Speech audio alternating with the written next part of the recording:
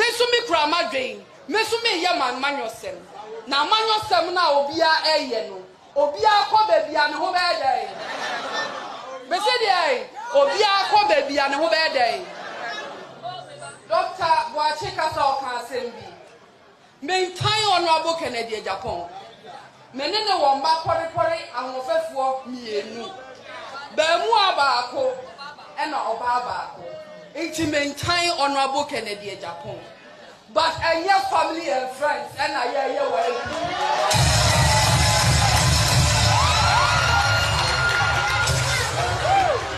Who go do? Messi ya Messi amre do na do ama wan. Dr. Mahmoud Bawonya. Me come outro. Ena me ka sembi na to di ati. Me ya politician. And an honorable Kennedy Japan or your politician. Kugudu. Minister delegates the Brewaha, who knew a polling station executive. And our yere and so your polling station executive. Mesrao, Obian Krana Day. Obian Krana Day or politics the moon. Obian Krana Day. Iti honorable Ken Krana Day or Krani ambition. Mesumi Krama Day. Mesumi ye man manyosem na manyosem na obia eye no obia kwa babia ne ho be dey be se dey obia kwa babia ne ho be dey Dr. Boachika so kan sembi maintain honorable Kennedy Japan menene wo mba porepore ahofefuo mienu ba mu abaako ena oba abaako enti maintain honorable Kennedy Japan but your family and friends and I hear well.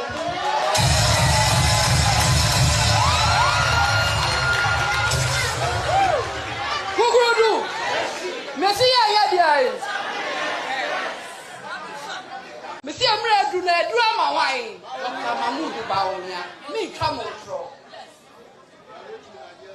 Ena me ka sembi na to di ati. Me ya politician. And an honorable Kennedy Japan or your politician. Kugudu. Minister delegates the Brewaha, who knew a polling station executive. And our yere and so your polling station executive. Mesrao, Obian Krana Day.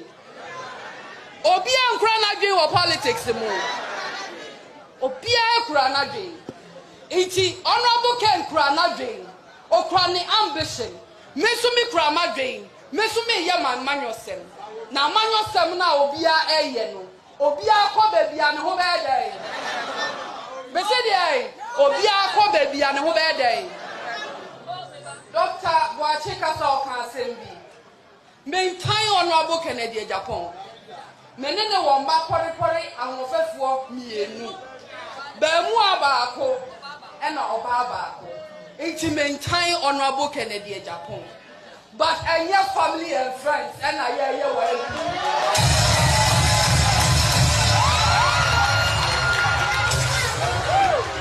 Who go do? Messi ya Messi amre do na do ama wan. Dr. Mahmoud Bawonya. Me come outro. Ena me ka sembi na to di ati. Me ya politician. And an honorable Kennedy Japan or your politician. Kugudu. Minister delegates the Brewaha, who knew a polling station executive. And our yere and so your polling station executive. Mesrao, Obian Krana Day. Obian Krana Day or politics the moon. Obian Krana Day. Iti honorable Ken Krana Day or Krani ambition.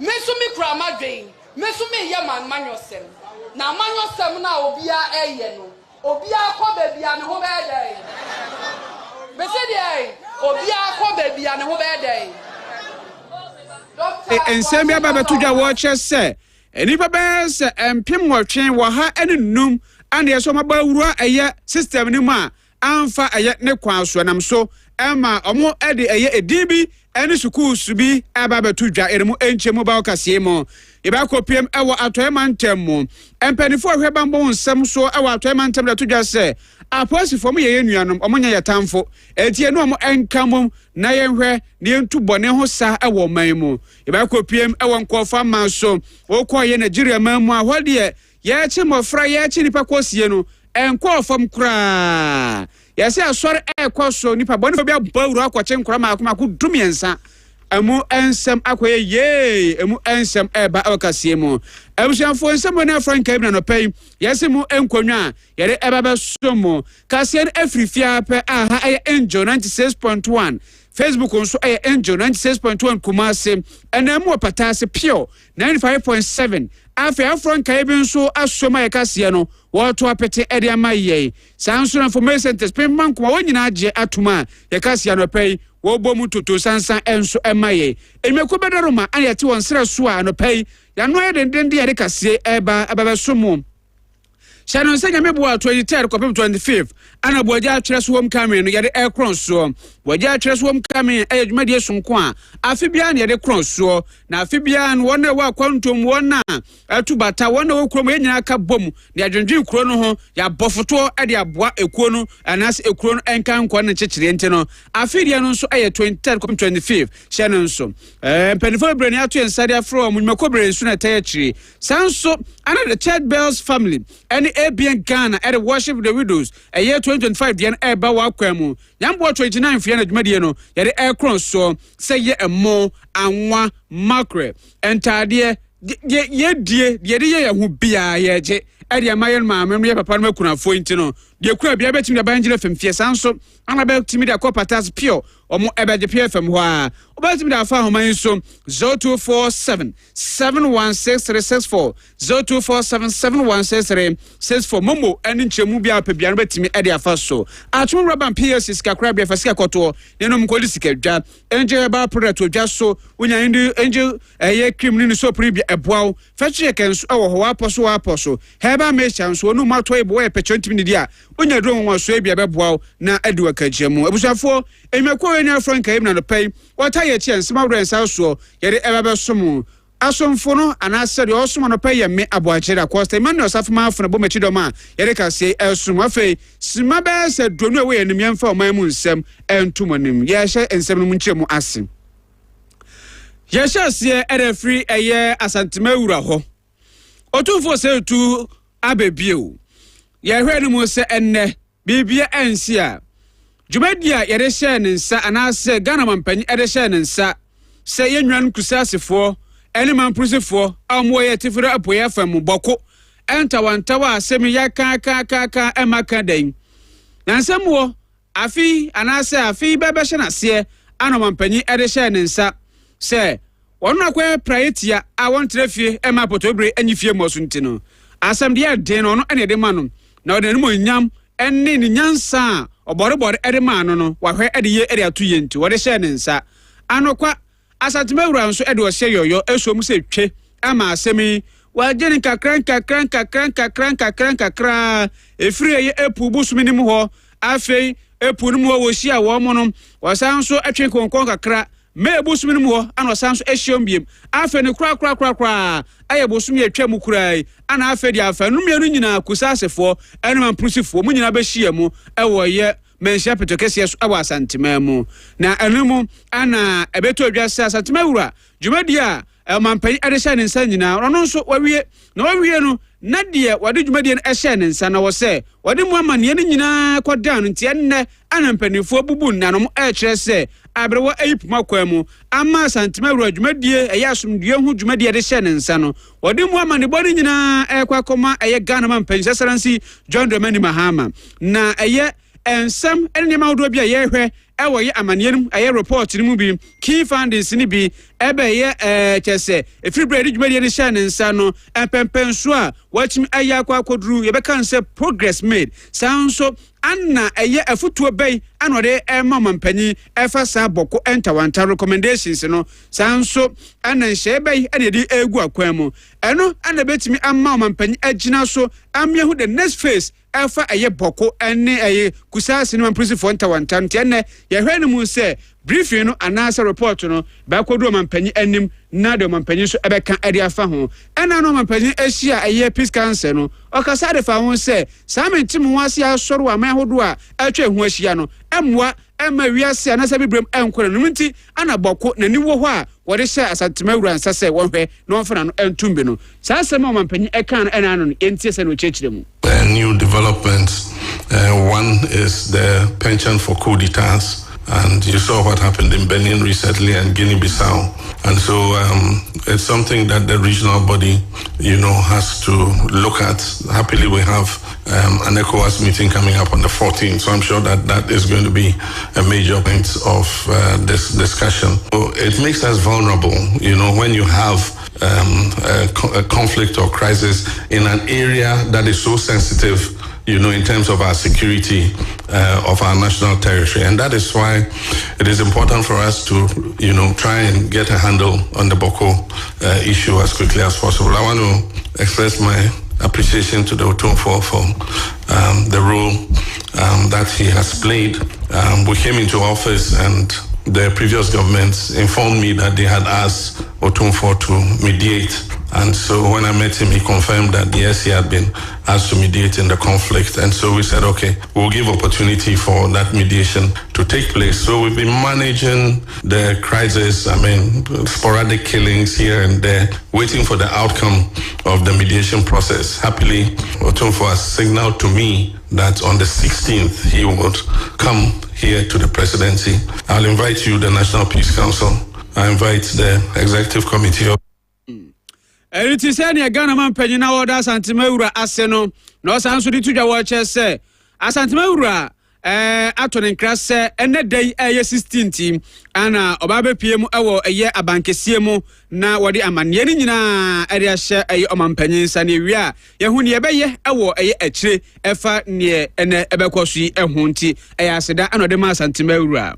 Tiene Renum said media no bekoso abra, Bibia Emerson Kemu. Na yet was so an HMO, our economic community of West African State, ECOWAS 20 canon, a bibremo atoye FM ekuo a chese, yebwa ya ho se ne be ya bibia abekoso ye na enne ekuo no Adjei atumuse sika no America dollar $2.8 million yemfa ma amman maako enum na botaye enni trimpo nyina no se ECOWAS mpanifo ahwe ehu se na nsentam wo oba bibremu atoye fam ha mentem was ama no so pa bone ama no so sanso anabambo mu ahojo enne obete yesi Nigeria yakwa akɔkye nkɔfo akɔsie ene obete yesi oman we so yatu aban agu ene obete yesi wiase mu amumuyafo amamboyfo akɔkɔto ahye oman we so akɔku nipa akɔsɛ japade terrorism no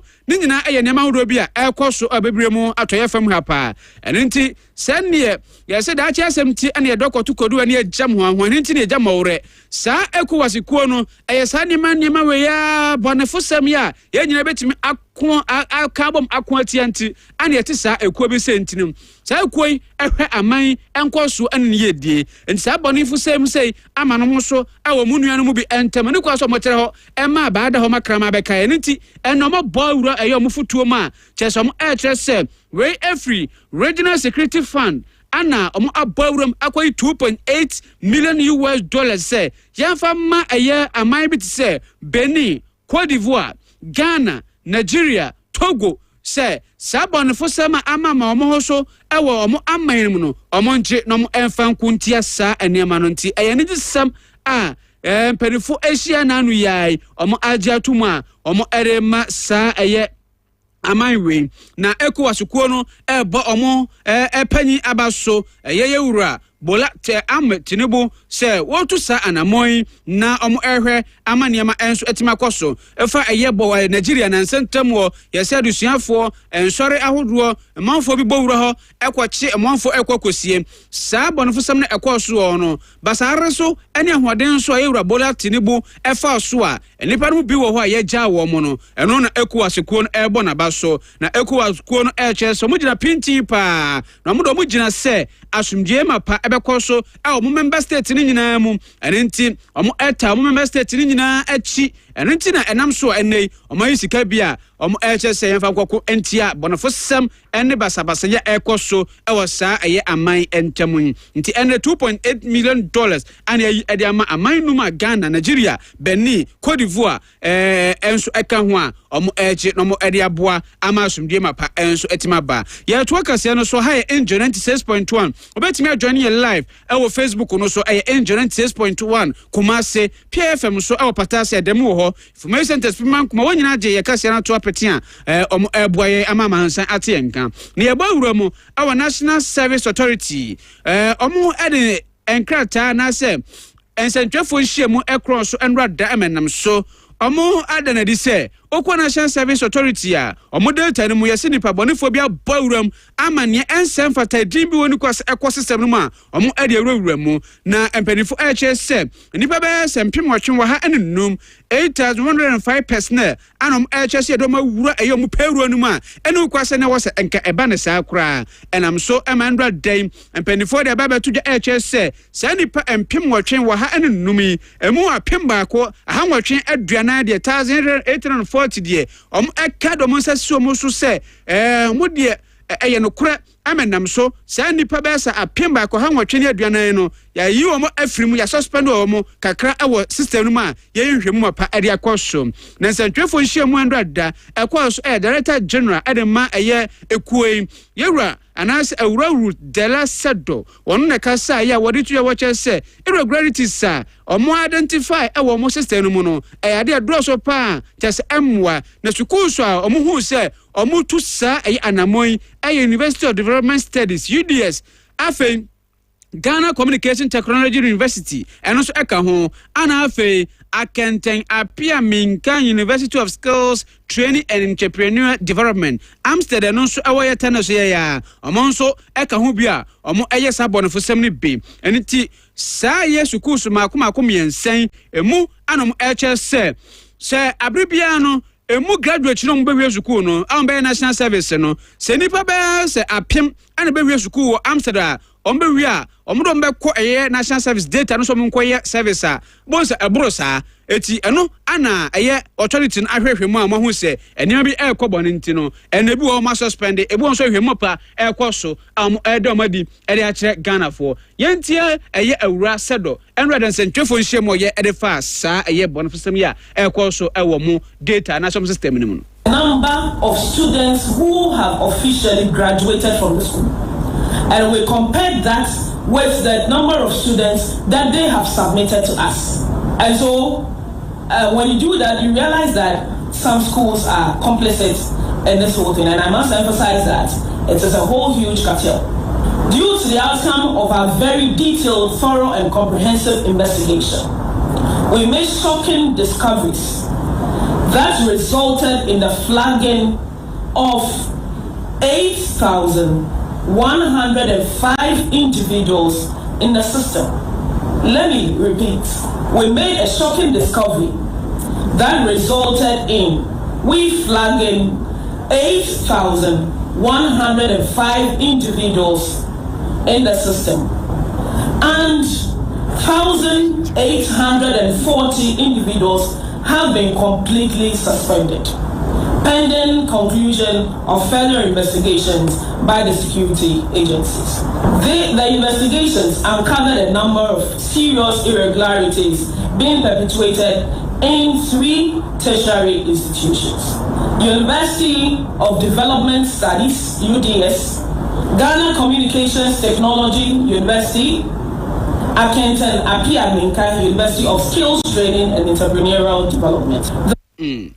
Eda hono we Eura Root de la Sedo. Ono Director General Adema National Service Authority Andra Densen twefo nhyiamu efa niema hodo bi ekɔ system no ma ojiri se esini trase ana ode betu dwa no ye firi woni de ni achem ewa atoyamantem police sadom no do dan no DCOP Frank Abroakwa Andra da nsentwefo nhyiamu a mo so aye ede ba betu dwa eche se Bonofo sama ama no so ewa Ghana mtitiw ni atoyamantem no omo kwantimi nya gise oman no mu adehye eboa wo mo enti ene wada to dwa eche se oba oman Ghana mu a aposefo omo nya oman no tamfo omo nya mu adehye no tamfo ye nyina ye Ghana fo adwuma ana de asa atade no ede ahye wo mo enti no omo ye nuanom a wo se no omo nyina ekabo mu ne no omo eye adwuma omo ewo oman mu so mboboa abo ajapade ho ban abo nipa ho ban ama pepeye akwaso enti omo eye ye nuanom a ye no omo ekabo mu echichiro oman ema asomdi eba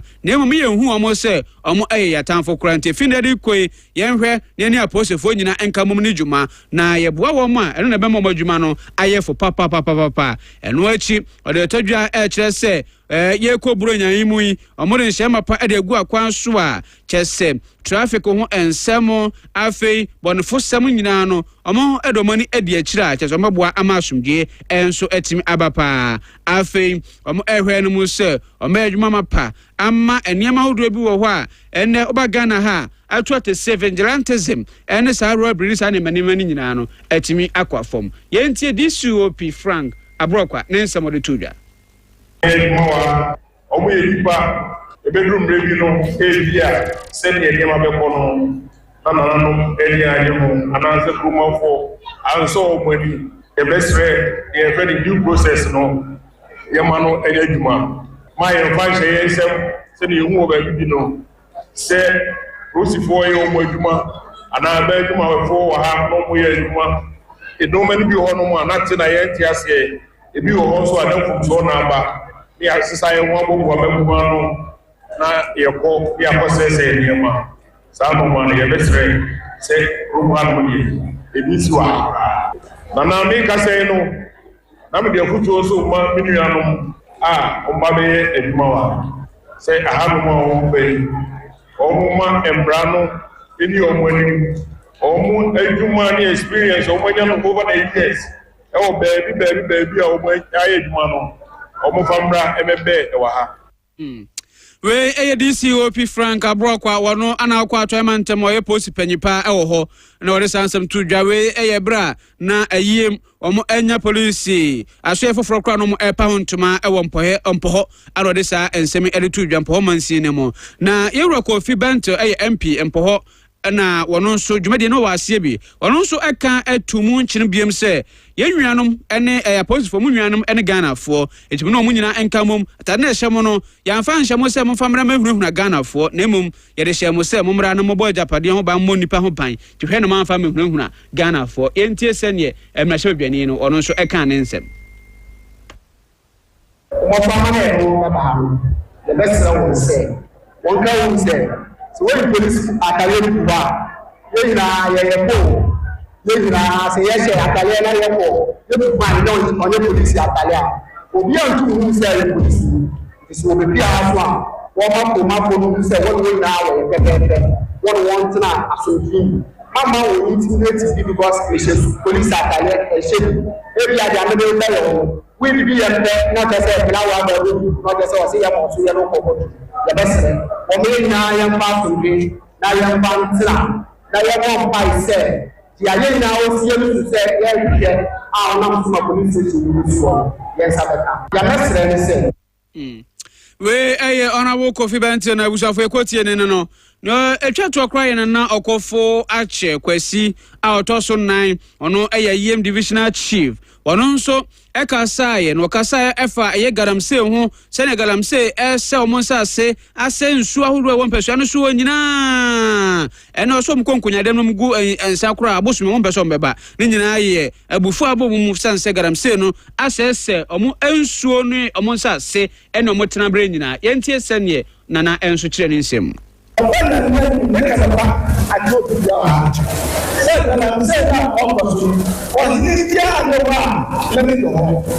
Now, the tax said, there are two of us.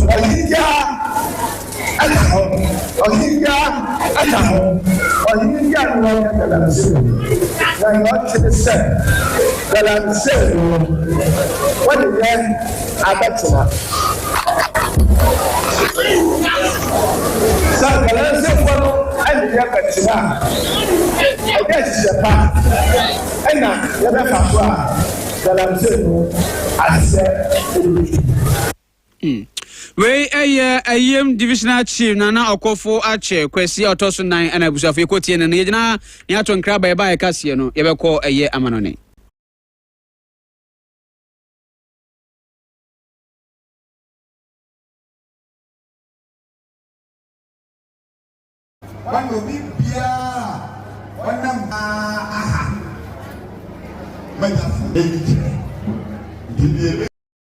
Of students who have officially graduated from the school, and we compared that with the number of students that they have submitted to us. And so when you do that, you realize that some schools are complicit in this whole thing, and I must emphasize that it is a whole huge cartel. Due to the outcome of our very detailed, thorough and comprehensive investigation, we made shocking discoveries that resulted in the flagging of 8,105 individuals in the system. Let me repeat. We made a shocking discovery that resulted in flagging 8,105 individuals in the system. And 1,840 individuals have been completely suspended, pending conclusion of further investigations by the security agencies. The investigations uncovered a number of serious irregularities being perpetrated in 3 tertiary institutions: University of Development Studies, UDS, Ghana Communications Technology University, Akenton Apia-Minka University of Skills Training and Entrepreneurial Development. The outcome of the investigation: 10 members of staff from the various institutions, the number of students who have officially graduated from the school, and we compared that with the number of students that they have submitted to us. And so when you do that, you realize that some schools are complicit in this whole thing, and I must emphasize that it is a whole huge cartel. Due to the outcome of our very detailed, thorough and comprehensive investigation, we made shocking discoveries that resulted in the flagging of 8,105 individuals in the system. Let me repeat. We made a shocking discovery that resulted in flagging 8,105 individuals in the system. And 1,840 individuals have been completely suspended, pending conclusion of further investigations by the security agencies. The investigations uncovered a number of serious irregularities being perpetrated in 3 tertiary institutions: University of Development Studies, UDS, Ghana Communications Technology University, Akenton Apia-Minka University of Skills Training and Entrepreneurial Development. The outcome of the investigation: 10 members of staff from the various institutions, the number of students who have officially graduated from the school, and we compared that with the number of students that they have submitted to us. And so when you do that, you realize that some schools are complicit in this whole thing, and I must emphasize that it is a whole huge cartel. Due to the outcome of our very detailed, thorough and comprehensive investigation, we made shocking discoveries that resulted in the flagging of 8,105 individuals in the system. Let me repeat. We made a shocking discovery that resulted in flagging 8,105 individuals in the system, and 1,840 individuals have been completely suspended, pending conclusion of further investigations by the security agencies. The investigations uncovered a number of serious irregularities being perpetuated in 3 tertiary institutions: University of Development Studies, UDS, Ghana Communications Technology University, Akenton Apiaminka University of Skills Training and Entrepreneurial Development. The outcome of the investigation: 10 members of staff from the various institutions, the number of students who have officially graduated from the school. And we compared that with the number of students that they have submitted to us. And so, when you do that, you realize that some schools are complicit in this whole thing. And I must emphasize that it is a whole huge cartel. Due to the outcome of our very detailed, thorough, and comprehensive investigation, we made shocking discoveries that resulted in the flagging of 8,105 individuals in the system. Let me repeat.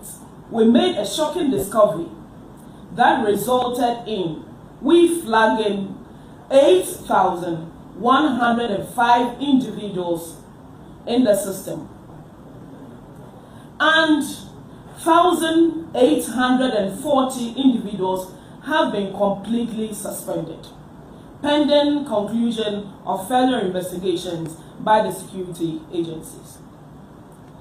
The investigations uncovered a number of serious irregularities being perpetuated in 3 tertiary institutions: University of Development Studies, UDS, Ghana Communications Technology University. Ya kwa jam e Nigeria memu.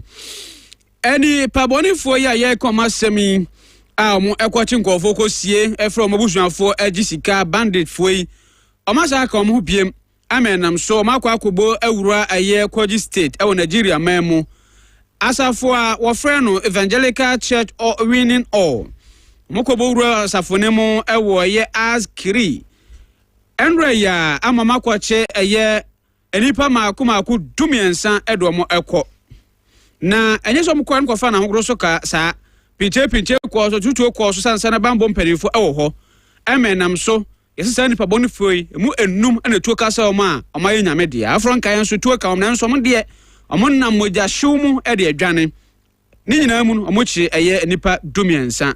Na mpanifo eche so mu nya ne sa omo ne di omo achi a nimonimu ya hwemapa ekoso na senie ebeboa ama sa aye emofrei ana se ebetimi enya wo mu ntinipa me dumiensa ana Nigeria mamu asore ekoso nipa bonifo abawuru akotututuo achi emu nipa me edumiensa edeko kase ni nyina si abwajeda Costa eneme den ma no safama afrebo mechi do America si ebe somwo kase bodem fo nya atayechi ana edika si ebe somwo nje eba product odwa so nya bia boawo ema onso wedi etoso wedi na ha waposo indi fizeke heba mecha so odwa so nya onya bia boawo church best family and ABN Ghana worship the widows nyegu so nipa die yenum bia yeje de ye hu bia yeje wa manane so abetimi dia fa eye mumulai 0247716364 0247716364 na eje so boja atwere so mkame no eba so 20 kopem 25 na dwumadi ye de ekron so to bia enhye nso ye de nyina si ye ko ama godie mu nsem no aba wa kwa mawukodo eno quality ay kradwa anopai omode agodie mu nsem eba be somo na endwa da wo eye Old Trafford Manchester United etifie wonne eye Bournemouth chese avalanche of goals we hye no we ati no we abehye no we ati sa ana omo edeko eye atipenko sanso ana Reverend Kanu enso tifie ene Betis omo nyina eko atipenko dodo na maukodo ene Felix quality ede baba som yakra mo nyina the best number one. Sada na wo year Saturday we say 25th. Sada na sa kwade yen show. Oh, American sa kwade de. Me pes. Maintain honorable Kennedy Japan. Menene wo mba kore ahofefuo mienu. Ba mu abaako e na oba abaako. Enti maintain honorable Kennedy Japan. But your family and friends and I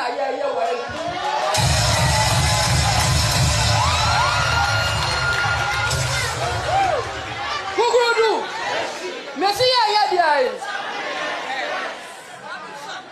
Messi amre do na ama wine. Dr. Mahmoud Bawonia. Me come through. Ena me ka sembi to obi ati. Me ya politician. And an honorable Kennedy Japan or your politician. Kugudu. Minister delegates the Brewaha. Who could a polling station executive? Make way for me. Stand up. All right, you're watching Kwame from Angel 96.1. Ebraso, I go there with Sam Saka.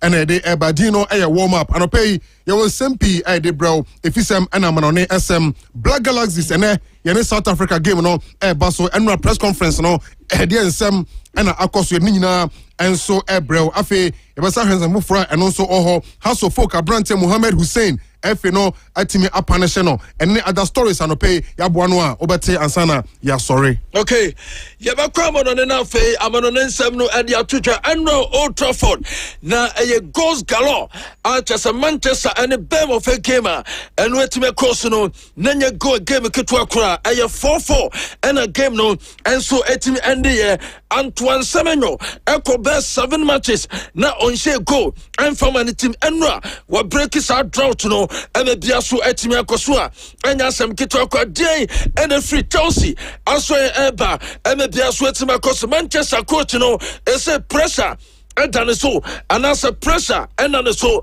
ya the san semini nyano and the betu jese ya the asida and the Manchester abuafo Omaso yasene Manchester dia akudem nsem no and the match for Mamosuma to betime join ewo eye Facebook ni so Angela from Kumasi 96.1 Angela from Kumasi 96.1 ya the nsem no and ya tuja bash digital satellite as a the code Christmas ya tete ya no man so a Christmas promo and a bash and a mount and a beer sweat my cousin to baby will be Utiemi biano, Obase Uchi decoder, Alchesano, Aya bash, and a tone, and so etimidama Matisauro, Ebe Kosu Christmas, and into bay enjoy, Eme Biasu Etimia Kosu Kama, Obase installing Moa, Yebe installing, and the amount, Bosumen so, Naso Pesa Rechargia, and also the Christmas bonus, and into friend number.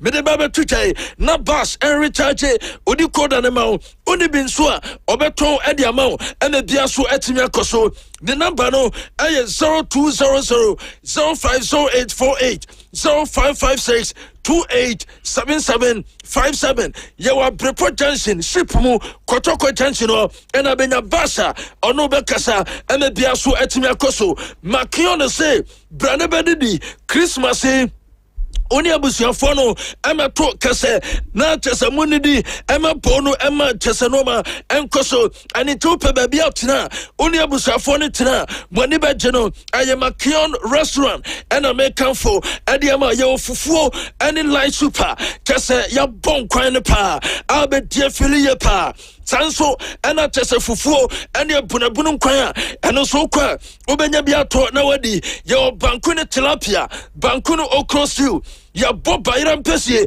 and it has a body and pesi asonso and the palava sauce and went to fried rice jollof rice and after plain rice obenya biati Chinese recipe Lebanese nuane enya o makiona and so kwa obetimenya biato and the biaso etimia koso obeso make order me the number ni Twitter fanisesie babia wo biano ye de aduane no ebetimi dia bro number ni 0244 41 7446 0544 989879 yawo asokra yani ECG no ana ban so okwa nsa betimi akan o Joven Chese brother be television center odi be su fie Emanoma etimi across the front screen and a so pata all sizes ojo ton the amount washing machine obenya biamao fridge sauro ojo se on the sofa and the abana so ye sanso and a mattress obeso tasuno and so ojo ese obeton bi e the amount o pedudu atua ojo etuama o peba konso atua ojo beton and so etimi diamao ye wa kokos specs eho and ojo ne number no 0548 504270 0260 617324 Nani Ojo Akasa time and running away just malaria fever and a satiwa a time heba misha ebetuasie or babo sumeswa now we trade draw and so time heba misha and a tuasie general body pains when you to nessa won timid dia a time heba misha and I won't know about what 10 count from a time HH misha and in the capsules and I may come for at the amount Bema wayamre I want pem and also dura obanomno and I face I would so now tiawa a time HH misha and in the capsules Baby a try baby drobiano ura ubenya biato yanamba no I 0244 417669 none time akasa. All right, Kenny Rose Internet atayachi abase open the best of internet ajuma we biano Saudi internet and dia Mr. Only Kenny Rose ending komo na omon connected to the best of internet ebeboa na wajuma no etimi aya wano so open business unlimited and I say home unlimited and dedicated internet only Kenny Rose enkoshia na onye ho adwuma enfamao network management network security cloud services internet video and audio services ni na Kenny Rose internet solutions and yes adwuma no Kenny Rose Kumase Ashtown Ecobank nchen ho obetima frɛ 0208 282810 0208 282810 na Kenny Rose eno atwenkomo Kingdom Herbal Center edi no abadwaso Kingdom Garlic Capsules and ne betes no wase boa immune booster betima boost to ye pa we obia hypertension and stroke and heart disease and cholesterol hawa wadro Kingdom Garlic Capsules and ne betes no afi Kingdom Ginseng Power Capsules no odwaso for sexual weakness why mre pam and bia mental stress and ampo about physical energy no and drop here uhia Kingdom Ginseng Power Capsules no na boa asaswa power back na bibia etima koso afi tremendous capsules no odwaso eno natural health formula CC emapa yes tremendous capsules no ema ana CC wo mo ebasa himfie chimatubi abaho ene mpampan bi ni ade unya tremendous capsules wa yini nyina afri ho CC himfie kama Kingdom Herbal Center that is anway abadwaso unya pia frɛ 0275 804 064 and answer 0302 938153 now the Kingdom Herbal Center edin komo yefa na se Emma Dream World Travel and Tour omusa kwenya ba Dubai ene Qatar adwuma ena asate adwuma ni biye security adwuma ebiye supervisory work waiter waitresses general helpers loaders cleaners warehouse helpers construction workers motor riders drivers skilled workers adwuma pi ena asate woni abrea oni Dream World enkohia na omomwa ne ko Dubai ni Qatar ya adwuma fasika enso ebrefie Dream World ewa Brepo Junction haya build the noa NS Chemist ewo no ana afi Atinga Junction obehuwa obetimi afren so 0553 033 735 and I say 0536 315028 now ni Dream World Travel and Tour and so atwenkomo Angel Rock Mission no just yes Angel Rock Mission and only ebeboa se wo sisipa wo yade anopei unya Angel Rock Mission sa ya oni nyina no ebetimi afri ho afi se ahotutuo ana edi unya anase wonsa ene wonan 83 a unya Angel Rock Mission na odi asane ho afi sa ha oni nyina mu eboa ama wonum toso ama atimi didi ana bema ade sanso a wote wontini enkapa ama wurawura kama mebia ekoso oba wonum Angel Rock Mission wonso eboa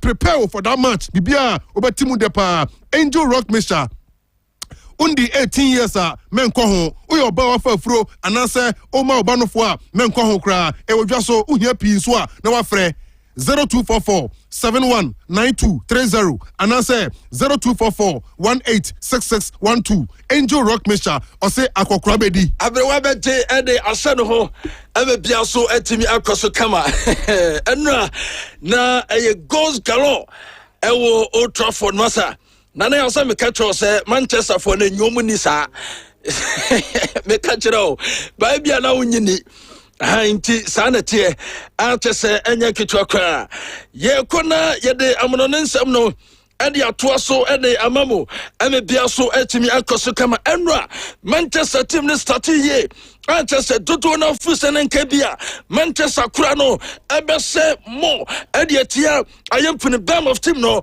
emasa game course no Manchester share na bam of fate na Manchester share na bam of fate ewi akire kura de no mabete ade asa Manchester team no emedu merabi no Manchester so bete say emane ye 4-3 Manchester team na ye 4-3 no masa tena ho Manchester bam of team no aba bete sanka enu etme koso enu game say ene se akoye ama dialo ene te atena di kan ene ma Manchester team no Ghana ni ba Antoine Semenyo ene boko ene ma bam of team na wano take no ye ba be first half na ene Casemiro ebo 2 goals no ene ma Manchester team no Yakoba no within about 3 minutes I say na Manchester conceded 2 goals 46 minutes Ivan Nelson etwatena ene ma bam of team no emane 2-2 ene afa Marcus Tavernier enso mane 3-2 Edima bam of team no 77 minutes and a Bruno Fernandes at the free kick pa masa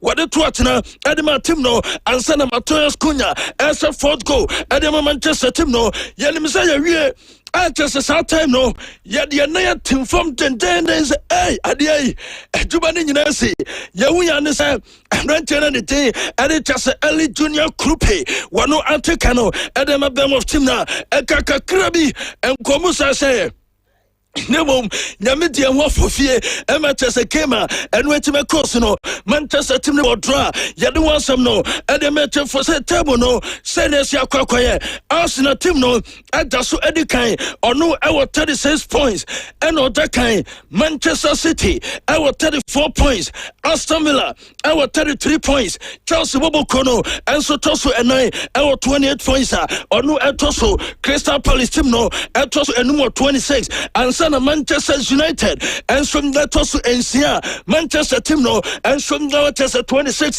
yadisa game no wasam no and from that team ya tucha yabe urasa game nim near the wasam no and from that team jamamo and what the Roma team no almost koto atina bako Emma Como Antimante Saka and wetime course of Fabregas team no and no mulu to my Roma Emma Sisiame Casa Roma team no Orientese baby omuta Roma and so Afra Triano Abatosuma Kumaku and a Roma team no and some Natal Roma team no and what I say Yapono I 30 points or no at the 40 internet kind 33 points AC Milan I 32 and went in Napoli team no and some now 31 and now for Roma at Tosso and Naya or no I 30 points Yadisa game no wasam no and some let him ya Twitter na and nay I want to send some food from La Liga Nacional, Royal Volcano, our campus, the football, the Volcans, Omu and Betis, a game of Cosino, Obian Timian Tuatina, and my Royal Volcano team no, and she go to Betisa, Omusuno, Equa Bueno, Omusu and Timian Tuatina, and Massa game no, and from that Timia Cosua, yet and was some Twitter, Sasia Mekas and Manchester Bobo Kono, Diamante, and from Vanessa Manchester, Aquacobas, Omunia draw, I was gamer and waiting a course no Collins for Aquana ni 3 year full bebeno for the to Facebook Mami unim said the year 2025 Aquano unity ye because on the two just Manchester every net was Makumaku Ednuma and son and the 3 on or no ebetima ye and a dear sweating a coso and some let him Damanene Manchester Cano Omukas Omu in Akrana and Numakumaku Ednumna ye can was some known Antino, just say, Oyinitina, and Yadianon, and so betime ye, and just said, so you know, and so at me Twitter, and Mamma Sumatimate, and what you made and so, and Wetino, and no Manchester team no, owns a game now, and Wetime Cosono, sort on go. I was a game no, Omupo Makumako 39, Manchester and the Bemo for Kabuma, sort on go, I am Makumako 39. 39 this season no game and I produce more shot on goal and ya tesa gamer and what no and some let me koswa ya this adeno and ya tuta ya first half no na Manchester team and ya 2-1 unim say Old Trafford no since 1984 ya more first half nye Emma Manchester only dear Emma Manchester and come Melusu da since 1984 Manchester record no and Tasuka Manchester Abo Manchester and yet 328 games Manchester winning 302 and a 26 and some let me draw and it is about Old Trafford Nessa Manchester only first half we are wine Untimente and Fancy Manchester and no NHS deba Yadia to Dana Amorim de Yan can because Ukota Obaye Wabo 43 matches clean sheet no in Siape and what keep one. Na Manchester this year deba ko a goal conceding nano I conceding for saying unim said this year only just Manchester City and as more goals our Premier League game and yet Manchester United Man City has a 38 goals Manchester United and some has a 30 goals and a United team no and some that me asa ya this story no and they met for Emma Bruno there Manchester team ka so nyanko Bana so den into ka ontie unim say sisi ameka say 10 games Bruno abo I want to say in the last 10 games, Bruno Ameki and no I 7 assists and was 6 goals into the last 10 games. Bruno and sweating abono I 13 goals and assists and Orano and some that me at Manchester team now. Yeah, this our story no and they met for Namoko. Unim say I say Senka Bruno and Sinakai and from Manchester United and about top clubs and was Asuesua and Casabria make us league title no Kwajima Kumaku enum and Yasininaso and Champions League no and Kwajimianu and Yasininaso and Afe Ballon d'Or so and Kwajibako and AI. And I see I'm predicting Mamo, I'm a Biaso and Koso, Cecia Mekase Manchester, and Penifon the presser out to Amorim so, Yamia to my 9:30 in the bar, made in one some known. And the Twitter, Emma Musumati and also, Kobe Manuano, or Costellum no, not just a Tadana Senano, watch that Tadenanim, Arches San training, no, 9:30 in the bar, made a sad story no, and from the Betimia Twitter, Emma Musumati, Real Body Team no, Diamantinis annually, Ayano Omia open training session, and Sana Feno, and from Betimia Conavia, Diamantinis this year, at the end of 30th, and anon, Abetimia Coso, and no Aya Faro Di Stefano. I just said more, and I just open training session. I bet you, Koso, and then my Real Madrid team now. You do almost so, and from that in there to the Namalco, and now no, I one Laporta, Eko Jina, Adakem, Emma Mekato Samasa, Omoto Orananon, na said in Madrid, Eloyanon. And so ultimate dre la porta na no sempa sese amikasi ase wokon ayesa na grela and so kesa no kosoa la porta ejina da kam no omototo na no 54 minutes na omototo na no 19 minutes aye prosecutor questions awurua and wetima kuma no Madrid lawyer no kwano it take 15 minutes and I do toto Laporta no Artesa no and it is a diaba you don't want some no and they met for na me atuma na tete ba yebewrom owura no and kotu just say as a man for bi and I just say as no man and ya to basa so a ompese omu gubasa team no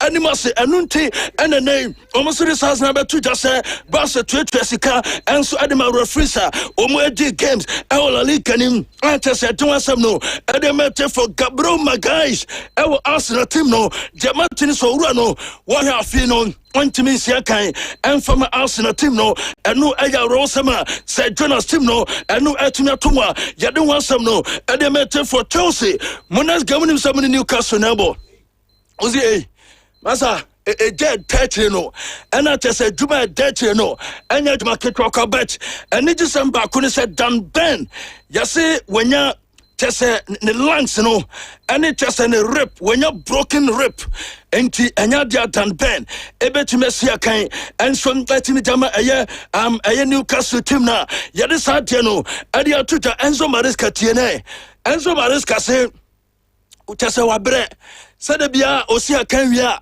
na Chelsea mpani for na teno brabet na table ho na cheche de ntia ode tactics we wuram oso wabre na oso sa brain e was Chelsea mpani for no eternity because that time jogging club by no e de no ye de ma Liverpool the first season that time Mikel Arteta eba Arsenal team no Adiabe pa eno ye enti ofu se wanonom aye better and it tests out too many jessa and they almost so I want a Premier League and one cosono enti diantim and wabe coach Chelsea ebo kon obano not Chelsea team no na enyo what is obano wabeje Conference League asanso kwaje Club World Cup na tutu na fusa Chelsea enti menye enfense omuna so omukwesi PH Mako samukai Mr. Chelsea Bedinum, Ebi Mr. Chelsea Bedinai, Chelsea defy all us, and Mr. PSG, we are still. Mugusama down to coach no, and you coaching the way Japa, and Chesania Kitrakwa 9:30 me ba, made them more at the Bemamo. I'm a biasu etima cause loka and a malco de tuaso. All right, loka, yeah, the tuaso edamau, the Ayanshas was say, and from free, a Black Stars as you, yeah, and Bakayano pa, our first half Naso, and me breaky amount say, Germany, I confirm me, say, Omani Ghana game, no, ebetimi abaso, a friendly game, Ghana, and Germany, ebebo, a proud to the World Cup, no, data, or more fixing for that game, no, a 30th of March, it was Stuttgart, and a Black Stars, and Germany, that man. Team no ebetimi abo na amani menu nyina e dia hwe wo mu emodembo ansa na World Cup no enso etimi abaso nti Black Stars make us say pre-World Cup friendlies no Germany confirmed on the 30th of March na eno ne dia tia ye de Emma Ghana for ma menka wo say ne Black Galaxies enso gina kono e wo South Africa dia tia ne say Bafana ona aton South Africa Ghana say yemra na yensia kan sanse Afcon no Ghana enko bidie na emom wo mu South Africa de wo mu hia Ghana pa na wo mu edia prepare into Black Galaxies a local Black Stars no and a room was South Africa and ra wamutimi a training mabibia etimi ekoso na coach Kasim Mingle edin komo or say South test na South Africa air pentia o ma free Ghana no and ne South test no ne boys no edi mabafana pa mo say ampa Ghana ya mediagro was South Africa. So far we see our preparation is not bad and we're going to final our preparation this evening at the venue where we play the match tomorrow, and know the reason why we were invited to come to this place because the Bafana are playing their last try match to assess their readiness for the AFCON tournament, and we are also here to give them what they needed. The reason why they invited us, they want to assess the strength and weakness of their team so that they will be battle ready for the AFCON, and we are also ready to give it to them whatever they need from us, and it will help also to assess also our team, because the young ones among us to get the international exposure. Angel. All right, so Kasim Mingle, coach Emma Black Galaxies assistant no, Ura Samuel Boadu game no, 2 p.m. and every year and a match in Eba. So Kasim Mingle decided to say we Quenya pa at the players no, sans a match way. Wow, bet you hopa no Black Stars proper World Cup no, Ubetimakobi. Football is about mentality, and let's see, it's an opportunity. Whenever you give an opportunity to somebody, you have to prove it, because we'll be going to work hard and we need some of our local boys to strengthen the team. So definitely, when you come and play against Bafana, they are among the best 3 teams in Africa. And you're able to play with them. Definitely, you qualify to be part of the World Cup squad. So I don't think the players here are going to be run over just like that. I think they are coming to give a good performance play. So I'm confident in them. I knew they can stand the task ahead of us. All right, coach Emma Black Galaxies Kasim Mingle Okanse and Awaten Nkano Osahene Adima team no Razak Simpson. Na Razak say Osheni nuanuma nimua said the omani asia breno and a match no ombesia kan pa sanse Black Stars Echo World Cup no omunya bia omuso beko. My motivation, when I look at my my colleagues, they are really angry going to this game. So they are my motivation, and Coach Miguel and his staff, they are my motivation. We will not let Ghanaians down coming tomorrow. Of course, but I will not put much pressure on me. I'm going to play my normal game coming tomorrow and here with Black Galaxies tomorrow. And yeah, my aim is to go to the World Cup to join my brothers at the senior national team. And yeah, that's my motivation, my aim.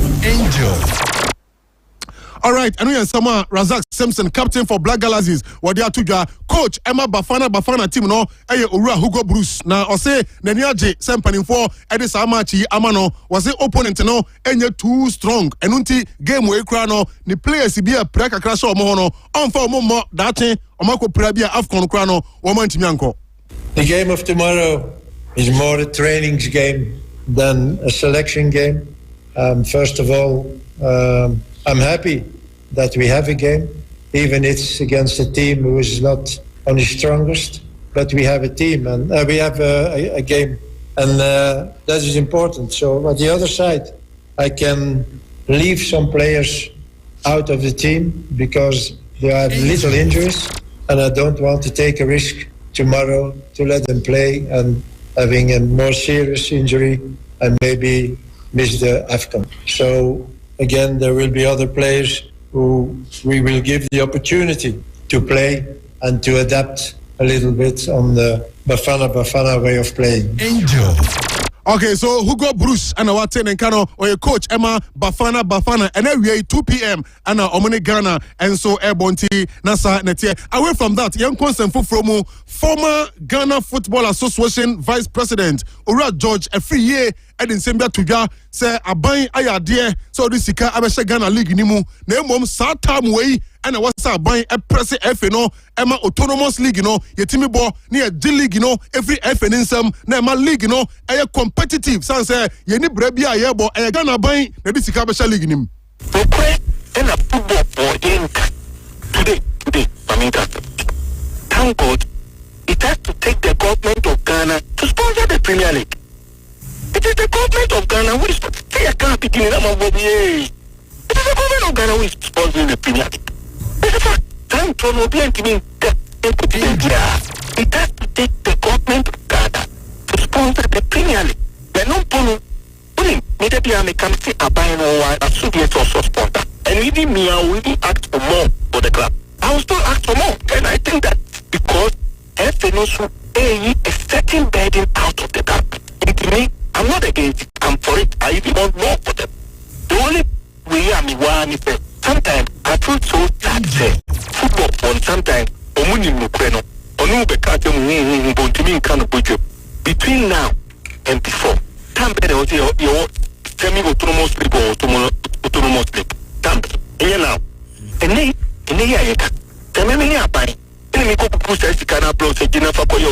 I will make sure that there's an independent body running the league.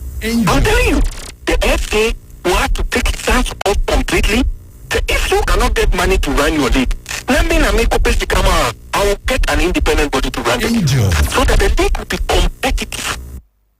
Why I am some Ura George Kwasi every year, what they are to do, and so Ediafa, Sa and Semi Eho, and Ghana FA, Ediaba, say House of Folk, Abrantie, Mohammed Hussein. 3 matches on to me and more, and I'm say, and you're more who someone, a branch here, a bra Kotokone has, a bow, a cross posted, no, FNSA, Womu and so, against Adriana, against Midiama, and against Samates. These 3 matches, no, Hussein Mohammed, on to me, Mobi Emma, House of Folk, Aya, Sochia, FNO, Ede Amano. Meminde Chamui, and Asante Kotoko, Womo Etimi Ebomode, na almost swear in new executives of supporters, Solomon Ofosuwari, and the chairman, Amamika Sempanifo P, Kojo Ade Mununkum, and Penifo Pinoa, and the executives, no, na lawyer Safu Duku, and the Futuo, Ama Sante Kotoko supporters, new executives are, Womo Timia Bay, say Kukuomun Sem, and Yakukuom. The best is, Mamma, I'm going to my family team. Obey our products. Our Thomas are self productive. Many of what here. We have to be our sorry. Especially the negative. Now say, Sarah, we are some coming. Young parents have been big as the enterprise. The appointments. telecommunication department na amanfoɔ aboboa na kasakasa bebree nso ate kakra na nsɛm a yɛpɛ sɛ ma wɔnteɛ mpo a na ɛbɛkɔ ɛyɛ dɛ yɛ akɔtɔkɔ na ɛsɛ protect ɛyɛ yɛpɛ nso deɛ ɛbɛma no ade wɔn yɛ tete nneɛma so kakra na ɛnya kɔnɔ bebree ma ho na obi bisa bi team ɔmo gu so ɔmo yɛ ɔmo hyehyɛ ɔmo bɔ a first 4 January ɔmo bɛ start league ìbò jàmùsà lẹ́yìn bẹ́ẹ̀ ní kóso ɔmo ba ɔmo so ɛdan kura bi a mo bi a mo sa wɔn ɛna mo sɛ mmeranteɛ bi a yi to so wɔn obiara ni ti sɛ ɔmo bɛ tuma bɔ akɔtɔ. Angel. Okay, so lawyer Safuduku and yate nenka no fisam no yelowa curtain no obekaya enche bia and arahosam so eto Ghana football abra coach Ano Walker and also ekraye na okonsedo Ano Walker daya wan sorry abusuanfo ekyerese aye no ebetimi abasopa kyerese on the 24th of January 24th of January and a coach Ano Walker na ye enso ebetimi akoso ewo Apostolic Church ewo prampram tina and also ene de tie ewo hono nte fisam no anope de born anu nyina no ye de AC ewo ha for more uni ebehia ewo first half ne so na fe ye de pinoa enso atimi abro sabre de ye be na yakop no kese so na fe yakọ ye de hia enso ewo ho na Collins ye fanto so yes fantastic openi on that way ayo openi kese pa openi kese pa ni din ade Mr. Godfred Doji Do. Oh, okay. Yes, Mr. Godfred Doji Do. Do the any home baby. What you say? AKA Logi Malote. Oh, fantastic. Yeah, Logi Malote. Logi Malote. That's some get to Accra. Now, I am a penny. Oh, fantastic. Enough from oh yeah. Say, oh, kind of baby. So what you say? And now some get to ta afo India Maunairao tegbe na wagbena jiji like hama na odo na kata na jiji na tandia jigbeza yeah Maunairao tegbe intime we no happy birthday the very best we every day entire Do family on e koma abusu apeni Mr. Godfred Dojido aka Logi Malote fantastic okay Moko 20 feet and a tournament neighbor so top 8 yes top 8 Christmas tournament so Kokwase Astro Tavern so Jefa Kodi Bronya me come chira o Jefa Kodi Bronya what to dini ye yes Jefa Kodi Bronya Jefa Kodi Bronya Jefa Kodi Bronya fantastic na odia 20,000 Ghana cedis 20k 20,000 Ghana cedis odia na say 200 million near 20 dia by that the name sa otosumi no 10,000 Ghana cedis 100 million 100 million yes and our otosumi ensa 5,000 Ghana cedis 50 million 5k and then so beche e dia sell ho anti top 8 Christmas tournament Jefa Kodi Christmas no ema eho anso ensem no na say the table no groups no yede kan dia tudada Group A no Adreport Junction North Suntreso Bantama any Adankwame any Group A Group B ni so Pankrono Aston Ntobroso and Agrek Pankrono Aston Ntobroso and Agrek Omine Group B Group A more de pa Group A more de Bantama Junction dia masa so massive crack Enti 20 feet 26 yeah and then be book group stage in yes now either 27 28 yeah share date you know near above final na dey free enti 25 26 in there group stage you know you benya Bantama junction wom me come chira anya market to akra anya game get why group no kra no and Tobroso Ashton masa say no so nya bre last year match I don't go match enti no asa tournament nya ba Kokwase Dikodi Bronya good enti top 8 Christmas tournament never soon. Jibra Kwame. Yeah, animu. Oh yeah, 25th December. 25th, 26th na group stage near we. Okay. Sani ebe no. Yeah. San Tobroso team no mbeba adonko tournament. No one umde ba. No one umde ba. Enti Christmas ne bede. Oh, ebe snapper ka chie nkrofo. O say kroma sa de no ebinia. To say sa recreational centers ne sa playing grounds ne ande no so me wo abrochi nti o mo ba ne nko mo pe ba bi sa open place bit say Ratri Park or games course na we the Kroma no sa de ni bi say the nia wa ba so oba be di holiday nti o so kokko sa mi ya park no akotena no ahwe bo ni bia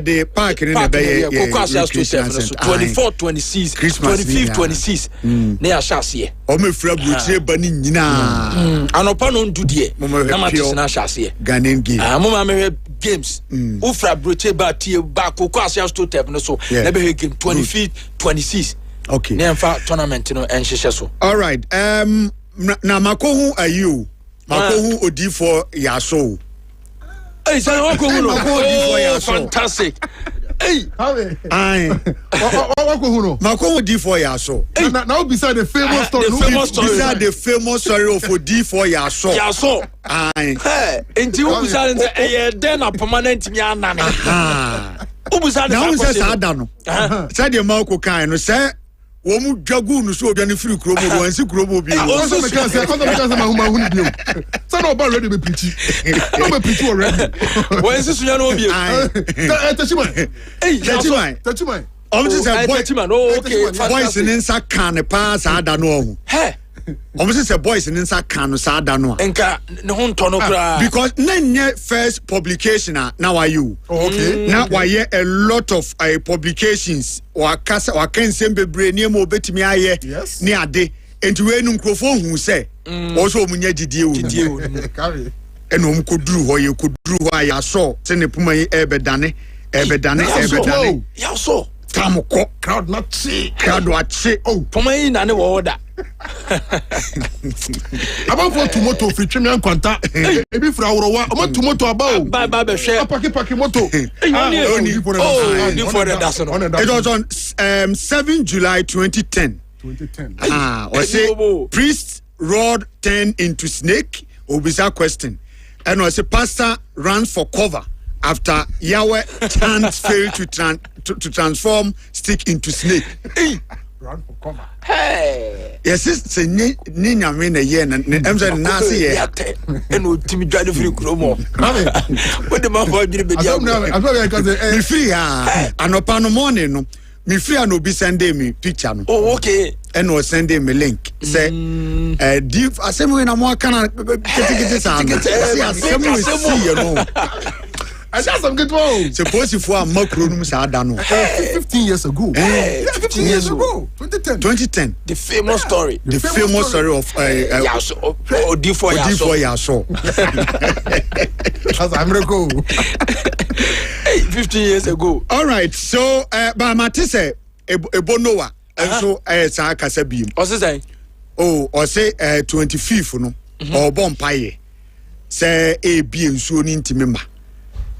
Or bompaye den said the be ensuring intimi ma on the 25th because when him say rapaholic ebe koso until o mian mpaye because I know I mean we say YouTube we say YouTube na o say boxer K-pop o did training den o catch e bono was maza se do 25th name so na nta maza what some professor om sabe ke kan atese nkrofo so omdo sabe ke kan na wo unim na o si me sinsu obeto oba na nto a wo don sabe ke kan sen aya agudie oh yeah nyame na aka kire wa sen kan unya dabi u tieni pa yede ai nyame na aka kire wa u tieni pa yede eno no ni asem nti eze akwakoye agrodi oh aya agudi say is also no e bompa esensuo ni nto nyame na aka kire we say for some time publication by say police for akofa no or sesane stance legally emremu no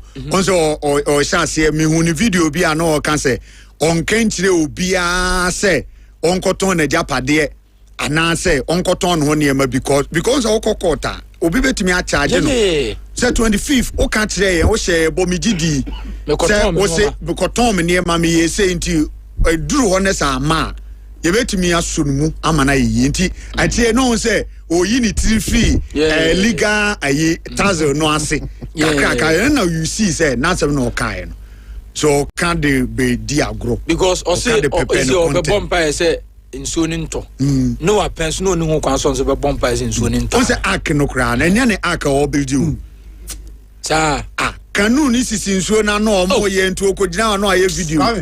Anu ana me reading komo bi no. Am ka say me papa mu pa angel. Ka wo say Nyankopon ene Ghana for wasem kan. Ebia ene Nyankopon say Ghana for ene mu say no bia team no bia wada no. For wasem kan. Ono makasa. Ono onye public announcement. No, because nyame say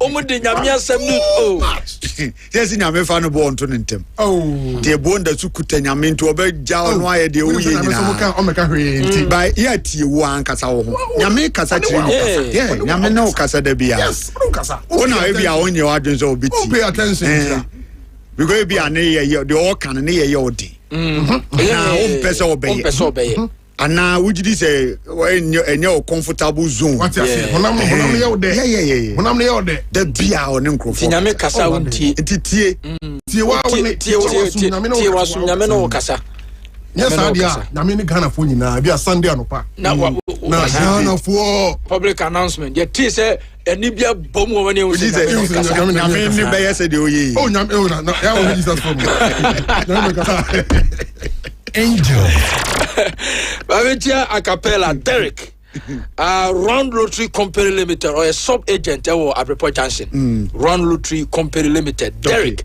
Acapella Mame Halano Emebia so enkosinti Kwame Mr. Ike Nzuti businessman kasi pa Mr. Ike ni programmer ni fantastic oni koma obeka de ekoso nyina sa Mr. Ike omunu sa na no mu video no o so o ma lock in okra na me share pi Mr. Ike businessman yeah tiebo akno ebetumi afa nipa 600 million ebi akwa be bro the what they say social media yes ebo num wi ana me num bi me say akno ebe fa nipa 600 million the more ankofo erem the more emu bi me say uba na nso na to na wo de wo sakame and the member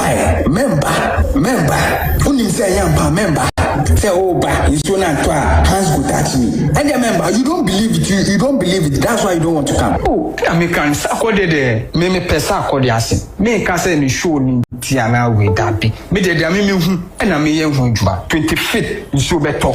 E beto sakode bi yesu. Enti na me di ama no no. Me di ama obi bia. Ade me hu but de ba no anu ye ba no no. Me di ama obi bia. Ade me hu but de ba no anu ye du. We dabi me de me hu e na me ye hu djuma 25th nso beto e beto sakode bi yesu enti na me di ama no no me di ama obi bia ade me hu but de ba anu ye du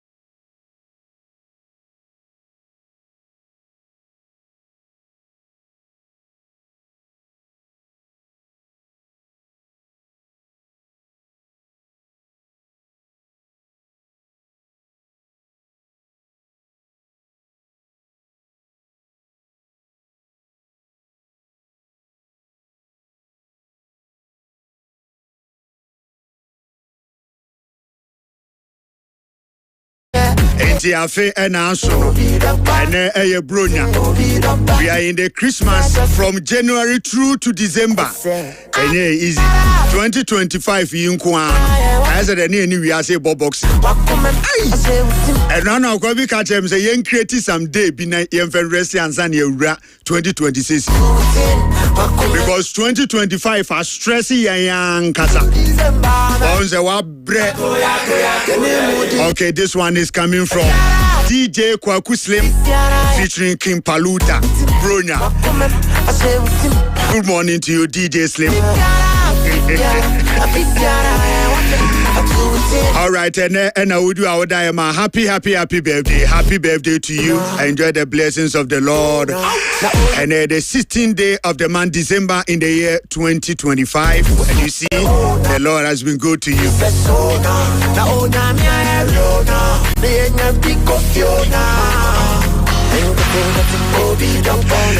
Say now or this radio so album. So let's start. Happy birthday to my amazing wife, Lovia Aduchumwa.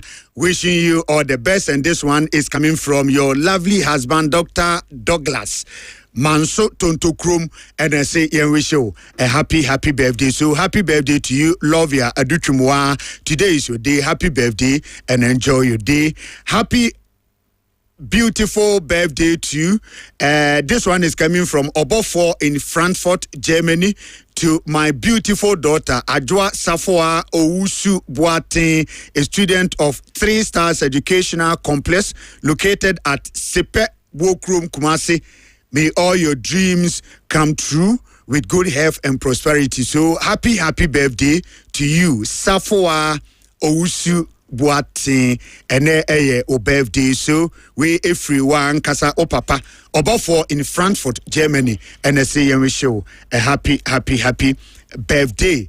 Happy birthday to our lovely dad, Mr. Kakari Dennis, aka Kaka, who stays at Jankoba. Wishing you a day filled with joy and laughter.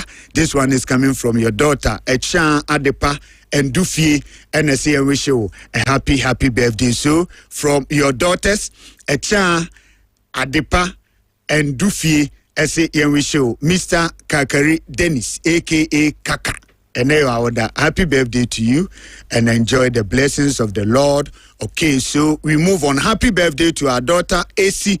Wishing you a day filled with joy and laughter. This one is coming from your dad, DO2 Emisa Ata Offenso, Municipal Fire Commander, and your mom, Mrs. Elima. And I wish you happy birthday from your mom and dad. Say, I wish you happy birthday. So, beautiful AC, happy birthday to you, Nyamisha, Papa. Happy birthday to my in-law, Mrs. Cecilia Amwa of Chirapatre Extension near Sewa Junction. May your day be filled with joy and good health. This one is coming from the entire family. Abusuani Nina, Mr. Kwesi Opon, the Royal Reporter, Angel FM, Angel TV, and the Abusuafoni Nina, and say, young wish you so papa. Happy birthday, Mrs. Cecilia Amwa. Ewo Chirapatre Extension, Sewia Junction, and Ewa. So, mommy, happy birthday to you from the Royal Reporter, Mr. Kwesi upon the entire family. Wishing you all the best. Happy birthday to my bestie, Nana Efia.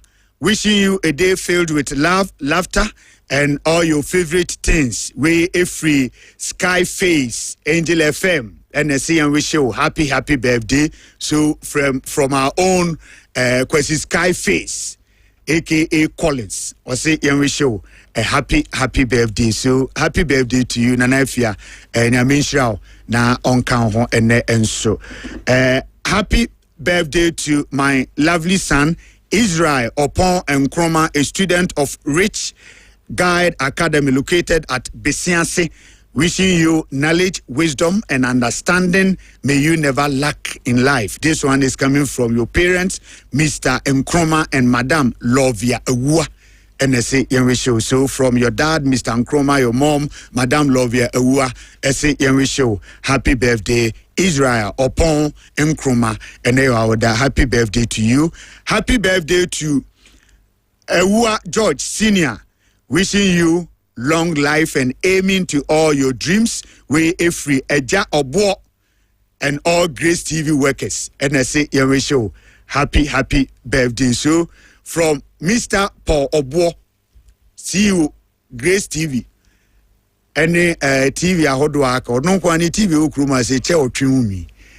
So from your boss wishing you happy birthday. Ewua George Senior. Na minshra papa na onka ene udi wa udai. All right, join me on Facebook. No see Angel FM Kumasi 96.1, Angel FM Kumasi 96.1. Tuesday, Tuesday class. Ebebaso lawyer Godlover J. Tenkran, a private legal practitioner, or sounds a lecturer at the Presbyterian University, and a guest Sanso Ena Dr. Kwame Adjei Bohyen, a senior lecturer at the Department of History and Political Studies, KNUST, Mr. PV Jantwa Bohyen Daxon, a entrepreneur and a former presidential staffer, only a guest and a whole lot of issues nene yebedi ho enkomo, but the biggest one and say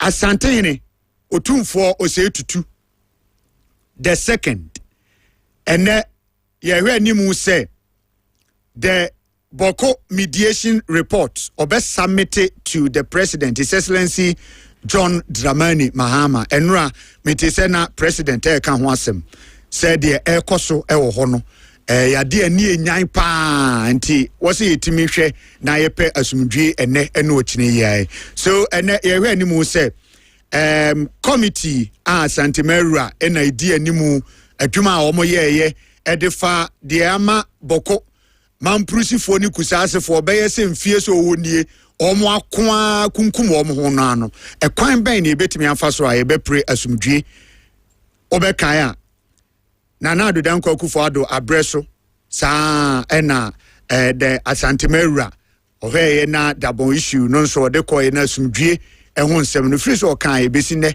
basabasa bia ensi hobim. So we are expecting same send ebekoso ewo mampanyina ten so be there enran so manhia ensem bebre ekoso ewo ho enra mi hu se mampon enra mampon hima ede mampon hini foforo a waboni din enra ode no ekokyerɛ ewo manhia enti Asanteman Council on Monday ewa Dumase Bema Dibim Edikan Enafe Otumfo Asantehene Adjei Nana Mamponhima ne nominee enso etumu ewo manhia Nana Debra Bedi Akobboaten a otosumienu setre Kwame Adjei eba beda anase ena Nana Saforoba a otosumienu enso oji ni tumu se oye rara manhene Betem Mahini enra ono nso ba ho ebeso oath of allegiance edema Otumfo Asantehene. So ene yebeko manhia na de ekoso hubia na atwa ehunfoni ede akire say ya onima ako adwene me ewo studios as say good morning ya nua Kwame na bibia eboko de Kwame ye nyame adomaye wa ma de achi na ele aseda na ema no me da asese wo bisa obisa said me hote me de ntia ma yetifo nyina no pay na de me de mani hu de wo studio hai me hu se wo ho ye pa nti me musa se na wo so ho te sei no pay kwasipon na mo idea na chese bibia de din me hu se anopay bibia hise yi me o jacket na nyankwara de na ba bia crown ne bono we no Ghana de pa yedi mo enti ohoye why obi abusa wa also ohoye enti from we amwase kosi mampon twam kosi sunwane mo munim Nana Kwame Adjei Bohyen ne oboase ene nkronkro ahodo ni nyina na no pe ne hoye atom nkra mamo nsuro modese Kwame madamfo ene munua ne hoye papa no pe na Kwame happy birthday to one and eye omo birthday ni nyina na a special one is going out to Zenobia. Yes, Zenobia and the birthday Zenobia ba or Adangomase. Okay. And happy birthday to you, Madam Zenobia ba, all the way inside Adangomase. Yamin sa papa na oma bibia o dia to n'anim no emre mu ma onyu mfiri musoni esan o ha oni amane nkwansia ne nkugo biara mu na afi wa hwe so de abedru han me say odo betwa afi 2025 ede wura 2026 mu nkonimdi mu it is no bia it's your day enjoy the biggest one if we odofo mrante hine rekrububi yes I say yeah we show a happy birthday was say nyame na mo so ayi nsira pi ama na oda wase ne awo yema ne nyina ene momi nti anope is no be aba it's your day enjoy Kwame mrante hine message no mrante hine message no yes mrante hine otie unso no nti de obeka bia obete nti wetimi aka ho why obete yetia no just all yen sir I don't pay Grace Baptist Church and Reverend Mrs. Mary Fosu on a senior pastor and head pastor. Okay. Mesofo no mechiano. Mechia Reverend Mrs. Mary Fosu of Grace Baptist Church and to the body of deacons any sorry men inside Amekum. Good morning to Upia. Me mama fisher panyame insra omo na onye ubia kuma swade emfamano. Na ye nyina yen kan yen no so se nyame de bre na ye adwuma itu bom paye sere urade bibi na se for some time e ma ya e ma na nyo se nyame wa power unless be a wasa wo se wa brabum na hu se enema bi a wo ye na enkoyie dia ene nyame o ma wo ehise ye wo se yese na me so me de we bedom enti sa wo mpese wo bedi de o kan so de a forget about the wo pay free ni ho no oye mobruhufo etoda o hwe wo mfun so na o mo sulia o fun pan so betimi de adomo saa ne duru ba bia na ma kwan se ka obesesa enti wo yam fun so ana wo ye boni bia na still ano ode de wo se ne domo no nkyere se be koso saa bia na o ma leverage o ma some time ti so hu se bia won sesa na o sesa o yes o mfa ma wa ya yan so yenye self introspection hwehwe abrabum na reflect on ne ma na wo yi ni bi ujidi say nyame de ne do no eso iti Kwame Anopei special good morning to yetifo. Okay afi die say enum ya DJ Slim nyum ya mboye me bomo na na mansoko na say afi bia o how from January to December no then so said die afi atu ye nko die bibia aye new and no be na na mansoko Anopei die ne hairstyle out there pie has already Debbie we a jerikers tete any bio we tete any bi pa we are you mo o Lizzie Kwame wafana ho Queen Elizabeth mo time Debbie wafana ho and then America was say I am 1974 no year about samana we were caught back into time 74 echo 80s mu ho de no year about no year no eja wa adwo and the date is 16 Jai bro nya wa shase ente mama papa bi ekoyi ma cameraman wala yemenya bia na we then hairstyle then nsem nyina free nyam ja nyame ayawie so ampa na ka dey me hairstyle di nyame ayawie insha Allah unwi ne bo be den pa papa ya ma me bi ne de be cheme okay muda nase on na busia ya da nase we say you crop ne ana ye dia ipa ye crop ni ne friend sister Kus ye akola ketu aba friend Nana Jaukusi Ampofo. Oko New St. George's Preparatory School. Okay. Ona ne kachira ne Nana. Nana Ama. Eke hu. Ofiri tuanse. Okay. O say Nana grandma say auntie Ama nso ko kasa henjira. Why me depa. Nwa dia mfama no. Ne Nana ba kwa to reggae. Nura ada ne be de reggae be. You know Ama na. Nura ada. You come to. We friend odi ase produce. Ana neba Enoch Asante we policeman ne same so ya bantima ne madam Vivian Aria Badu o chira de St Peter's Arisi Primary School Roman Hill bane be this what's o chira de we St Peter's Arisi ampa Roman Catholic is there Arisi for you Arisi Primary School what dey abeje Arisi no Roman Hill ampa ti very bad, very yummy. I don't know about this. I even the Abraham. Oh, yeah, that's chawa. Dia na one sha. bi o ko hia o be hu so wani nye ho tim no ro de be no na ma hia mo no so hu se me pe nti e da si bi mra bi piao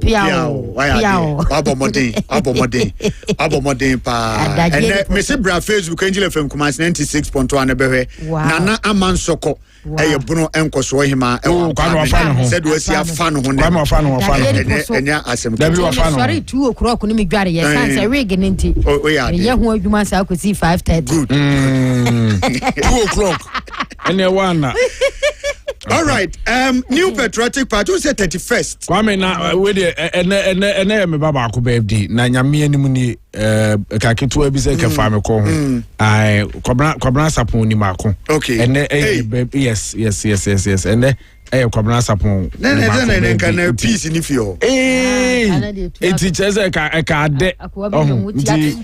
Ne pictures wo 5 wa obey mo na chese yes kwabra anope ya na mehwe se metimi a celebrate ni kakra anya sa bia we koba na chese ho adwuma Kwabra sapon ni mako Grace Baptist School. Yes, Grace Baptist School. Class 6 and I say stage 6 yamana odapa. Yes, happy birthday Kobe. Near Baba celebrating a special one. But New Patriotic Party say 31st and on air to about 31st January 2026. Exactly. Celebrate campaign no more yeshi. Right. Ubia all hands on deck. Kennedy akompreko e Japan e wo Greater Accra region. Enra mu say oko ashaman ho ne ade ama sabri okoye interview kra. Okay. I'm so ne United Television okoye interview. Sanso na Dr. Alhaji Mahmoud Bawumia e wo Upper East region. Yeah. Ono nso enam yape ayi kabore ho mpatemu ho ono nso e ba pro den. Kwame Adjei Japan ene or starte e wo Bunu region. O ginamu den wo ho. Ena Dr. ya wo say edutwum enso e wo Ashanti region. Enura mi nso okọ Jakubu ne mpatemu na say ho ya say Amanse Central. Okay. Enura okọ ho e ko ba pro. Ena Dr. Brandon Champon enso e wo Western North. Etrese obia ye na dwen say baby aduru no obia no or relax. Also for some time nipa no ni hire Dr. Brandon Champon so go outside the country and wababe join a campaign team no.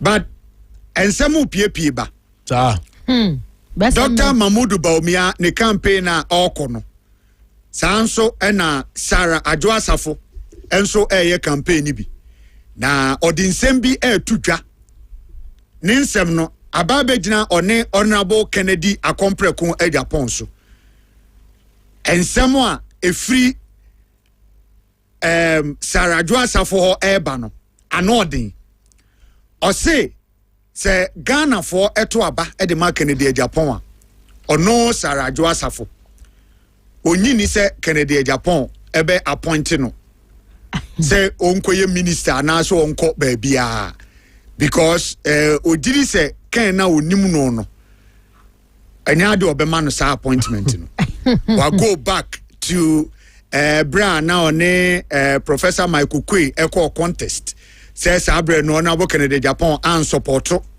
ne contest now okoye no a support ni pa for Abre no so kra no so onyem a offer fru esa bedane between Kennedy Japan and Adwoasafo Sarah Adwoasafo yentie Sarah Adwoasafo enra on ne campaign num ne nsemo a wode etu dwa no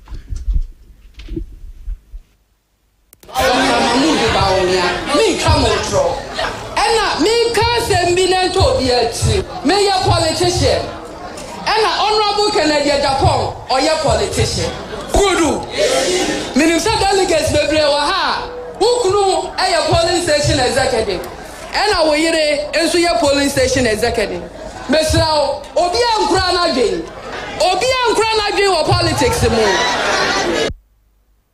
mema everyone papa ya be fia ya busia dia sania rono yele obi timi ya agwa no obi timi ya obi no obi timi ya obi no aye mi aye no aye sa kabo ni aye aduma no ya be ya bisa ana Honorable Kennedy Japan, or your politician. Minister delegates, baby, who could a polling station executive. And our year into your polling station executive. Mr. Obia Krana Jane, Obia Krana Jane. It's Honorable Ken Krana Jane, or Krani Ambition. Mesumi Krama Jane, Mesumi Yaman Manusem. Now Manusem now Obia Ayeno, Obia Kobe and Hobede. Messia, Obia Kobe and Hobede. Dr. Wachikato Kansembi, maintain Honorable Kennedy Japan. Menino Wamba Pori and Ofefuo Mienu. It's maintain Honorable Kennedy Japan. But I have family and friends, and I hear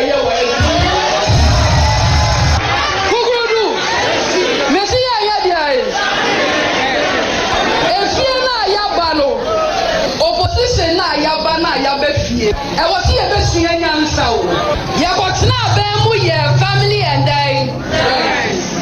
any enne inti amanyo sem a ye wo party level no me adua safo me se me nya den esan se ye kwa ban mu koye bi e bo aye ya na ka mo aye na mom ye assume say wafa na wakotna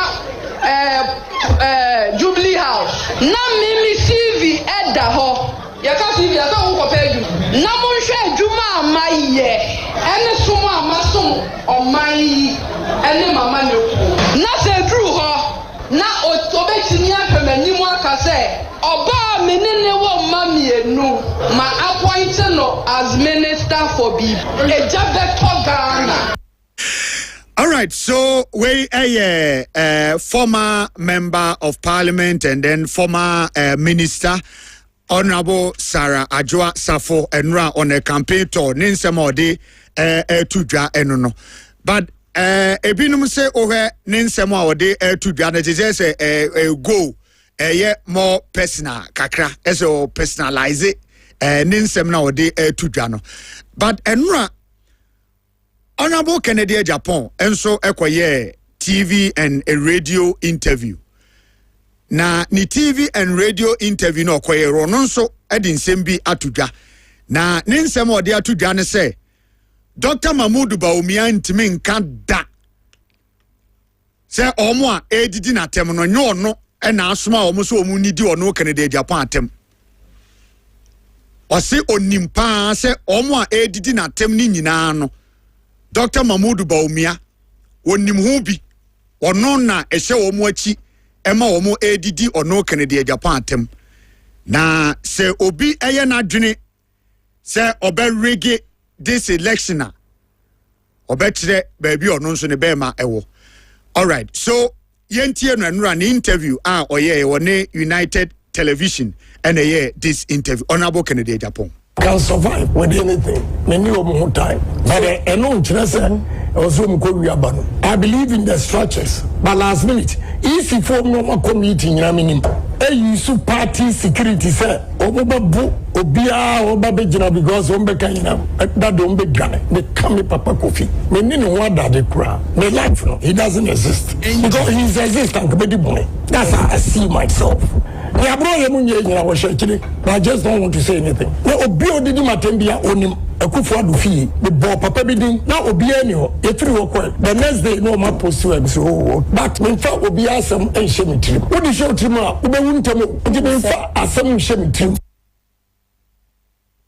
All right, so Honorable Kennedy Japan in that interview, no, and I'm saying I raise it and some bibri. Enra okan sembibri ba ko okan so ne se onye na dwen se obeko independent se be ya to aba na wie na niema nkoyi ama na obeko independent because odo party no nti obeko so agina ba bia wo gina e wo party no mu a but eno na ebinmu bisa se Dr. Mahmoud Bawumia so aka no mpen awodo bibri se wo mo a edidi nkrofo atem wo mo edi na chi and represent no. Yes, I know no need to buy tea. Baby, it was just son or no so today. Obetimi a call this out for no to order. Say, Mamu, wow, by yes, our campaign will be an only part of me competing. onka ye campaign team no ho enti ekoye say panyini tifie na nkwada wi nanka so kai nanka for be kai nanka so in a way no Kennedy Japan is right Kwame anope mamenye yeti for moa bi minim say so sorry anopa so bi ana ne minimu kura dry kakra ansana wo be pia bonten anasa wo kodru officer yesa wo hiti wo body no na dwuma bi a wudi no wa hyase ye wo mixi choku ya e kama pa wunya ensuo ye de ana ehye na wo ti ano na wo di nsuo egum na wonum na wonom a e kama pa mixi choku yakeka bibia bom de ohia se wo befa wo nsuo a emu ye de anasa ehye se de wo pɛ no na wakan num no wanom fasa edanase enema besi kama obi owa se ono de choku no ase milo no ya na nani nse da nye ho de nko pepper ye coffee wo sa no mixi omo ate wasam na wo ka no enti sanso eno de mixi coffee so aba eti obi bo choku ye milo no na won so afa coffee wodi ote ano na wodi nsuo se no ana de edo de no wo de fra na wabo na asomdua aba mofra no yehu se strawberry o mani je ho pa se de ani nete no ehwiam nso so mofra no pe enti nkura ne be ko school a obetimi a mix bi kama na wo de amanom ansa na o mafri fie akọ anaso kura wo pa obetimi aye ne kama na wo de agu bottle mu na wo de asa ne bag nchama no ko school mu a obetimi anom mana hoode ma ne seda na se ye ne che na de a oba no na dwumbe bi kama pa enti mix for ye da mo ase se mo de nema mi nsen aba abonten ya mo de eboa mix o se Channel hot.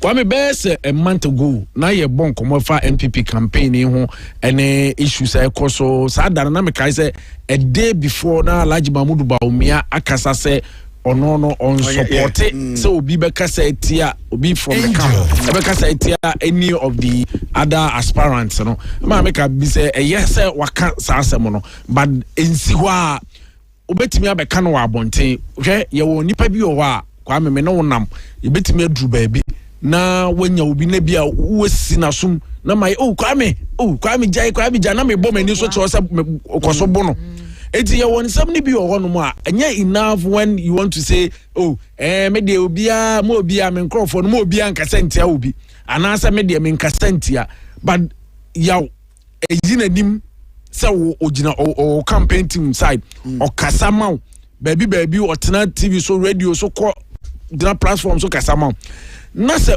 edu baby no o kasetia obi foforo na wo say enya wa na obi wa no yes enya wa na obi wa no ebetim so aba pa se wan kan kire say asomesi na obente ko kasetia nipa asomesi mame but ono ne kasa na wo ka no wa so tibi ohun se o kasetia nkrofo a eden na wo so yes wa ma bonte wan timi amfre nipa no kokom obi wa obetimi atu ne fo kokom aka kire ne say kwesi ana akwadwo men kasentia obi amani nye ho ose mate obekọ abonte na akọ kasentia nkrofo Kwame the moment anipa no beto aso ebe yesa na publicly yente say wo bi wo tu ne fo kokọ mu a osu onyai oguso eye it is oguso eye dia by inference obi abetimi aka say wo se akire eno bi na mo ra Canada Japan o kan ansem no because asuma say na obenten on side o kasetia me brano nipa we kan menti bibia mfi wano wa bonten say wo say kojo wusu kasa wo kasetia Canada Japan no me Alhaji Mahmoud Bawumia na me kwesi wusu me support ya then no be ma adwuna ye me say wo de ekoso nim hu bi the other side of the argument so yes say any Bawumia be jai ne campaign a wo ye no so agina akyerekere nsemu de bia kasa ai Kwame kasa ai na okasa ti akene de nyamia wo na no Morgan so kasa ai no na ne nsem na oton ko no wajai baby ma o game no mo bo no eye den pa no there are some of the nipa no be gina baby aka na Alhaji Mahmoud Bawumia kwa no onya we so no microphone so omo so die bia ai kan e ti omo so ebe throw jabs to Dr. Mahmoud Bawumia Kwame me ba ho me won say because Ken aka wa ma direct to Alhaji Mahmoud Bawumia say onim say de nkofo no ye ntem omumu di na tem nyon na say chiri no na me ma say nipa no be kan Alhaji Mahmoud Bawumia o ya aware because for some of them untimi ga say wonte ye ebi o ye de be chiro kra na say wan ka bibia Kwame ansi ba ko ansi mienu unua na adwo be ne say eye wo de say ye ne sa wo na umie wa no ani na tem but nipa na ofu kam tell me there's all say mofra wo fie na mofra na ewe na nka na wo ye din as unhu ya ekina ye be kasa wo ka ho eti wo ye panyini onko ano omu di obi atam What dinner tama? And today na what can kokwa mu nipa ni so ontia. Bra bonten na boni din. Expected so be baako nipa baako pekura nka won. Ebetimi asite de akase anya bia no opia bonten ka se asomasi die. Ne nsema a wo kan no me nsoma no. Ekabeye bibia ma afoforo bi so ahunu se okoka papa no be disown you in public. Ama magya isa na muntu no. Dr. Mahmoud Bawumia a fan man me se besi ne me ni tape bia metimi aka say Alhaji Mahmoud Bawumia wakasa tia obi da since 2007 yeah oba line of Ghana politics me hu ba akasa Alhaji Mahmoud Bawumia yeso wakasa di do obi atem me hu ye obi wo be evidence bi obetimi di aba o kan krom ha o be politics devoid of insult ene sa kasa twetwe basa na ene nesere ne de o de be wo so sa asere na ase buda baris no ende o de be wo wa ma ase be yo ya but pass Alhaji Mahmoud Bawumia ebie na no kasa tia obi ame apempon se wan kasa yie de Kwame menya hu bisa but omo esa ase se omo mu wachi ni bi eye etia foforo na wan kan de a ye be point to ni akasa you are behind it etika wo de nipa ba akope Alhaji Mahmoud Bawumia enka wo sa ba now obi a wasen out obi aboni this the way a kasa tia asomese no mani nye ho men soma wa wo be yesa bia no mpacho onka me ho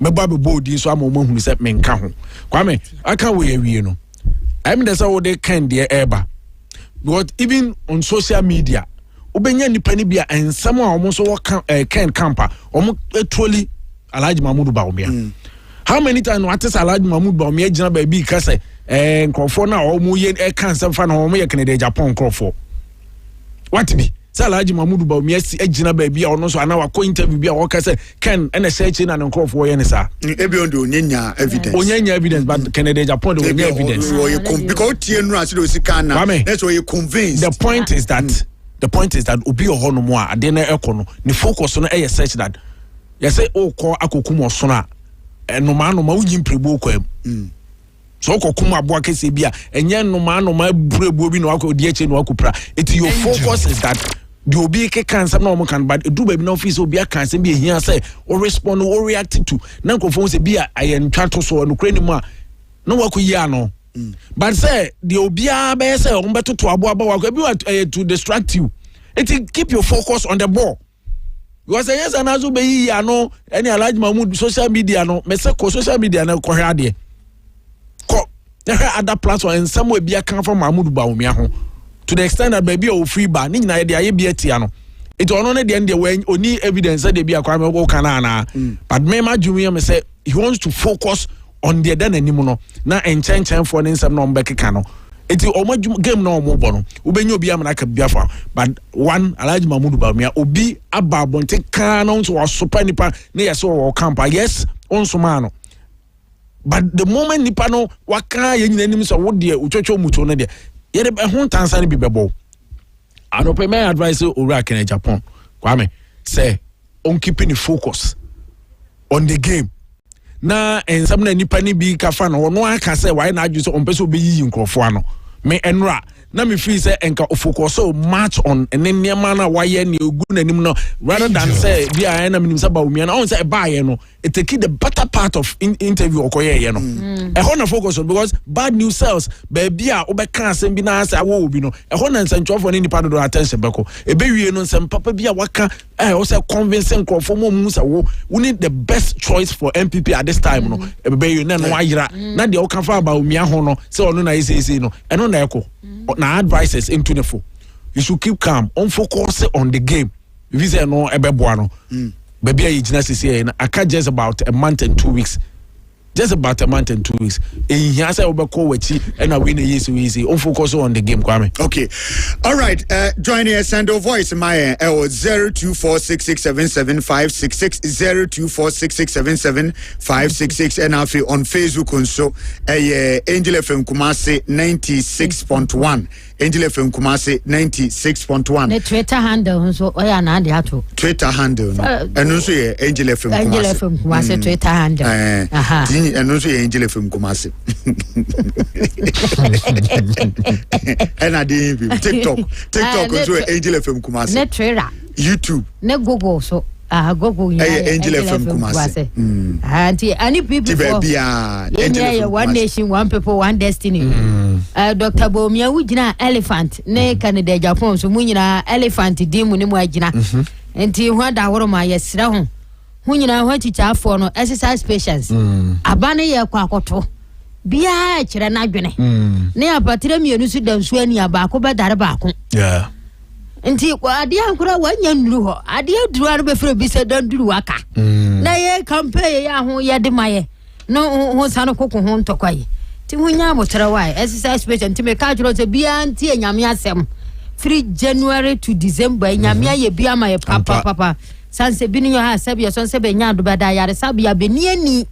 Kurana ba sore beni anu na ba no munsuo be ya de nyame adom wo hwe wigi chenchirenche gumiti so anopa ya awurade onyame osmi manyame fans ne sere masi atwitwi akekama no nyame wa ye bi pa enti atwea no me no ho akɔhye anya me nko yeto yensa aframa nsan nyina ye free bus 29th to 31st December ya ye nyina ye kɔ ne yakodi mpa ye ya no mpa ye sɛ no ya yesika kyerɛ ho so de bia bibi ntuntim nkobi na se bia mi wonsuo me de aboa ana sika kakra bebeje abekɔ abebo dia na ba sire di mampaye be de ama ono so waya adwuma pa enti gospel general ne number ya ha obetuma afre sofo na odi ekosan bia ya ho a wona na akasa enti interested person can be called 0544 964453 0544 964453 anopa duba ko pepepe na base waba Angel FM abrosana ya sia ha na yeko nti se otena fie na se duba ko bo na wa maaya ubaba na yeko na yakwa jawo. Okay.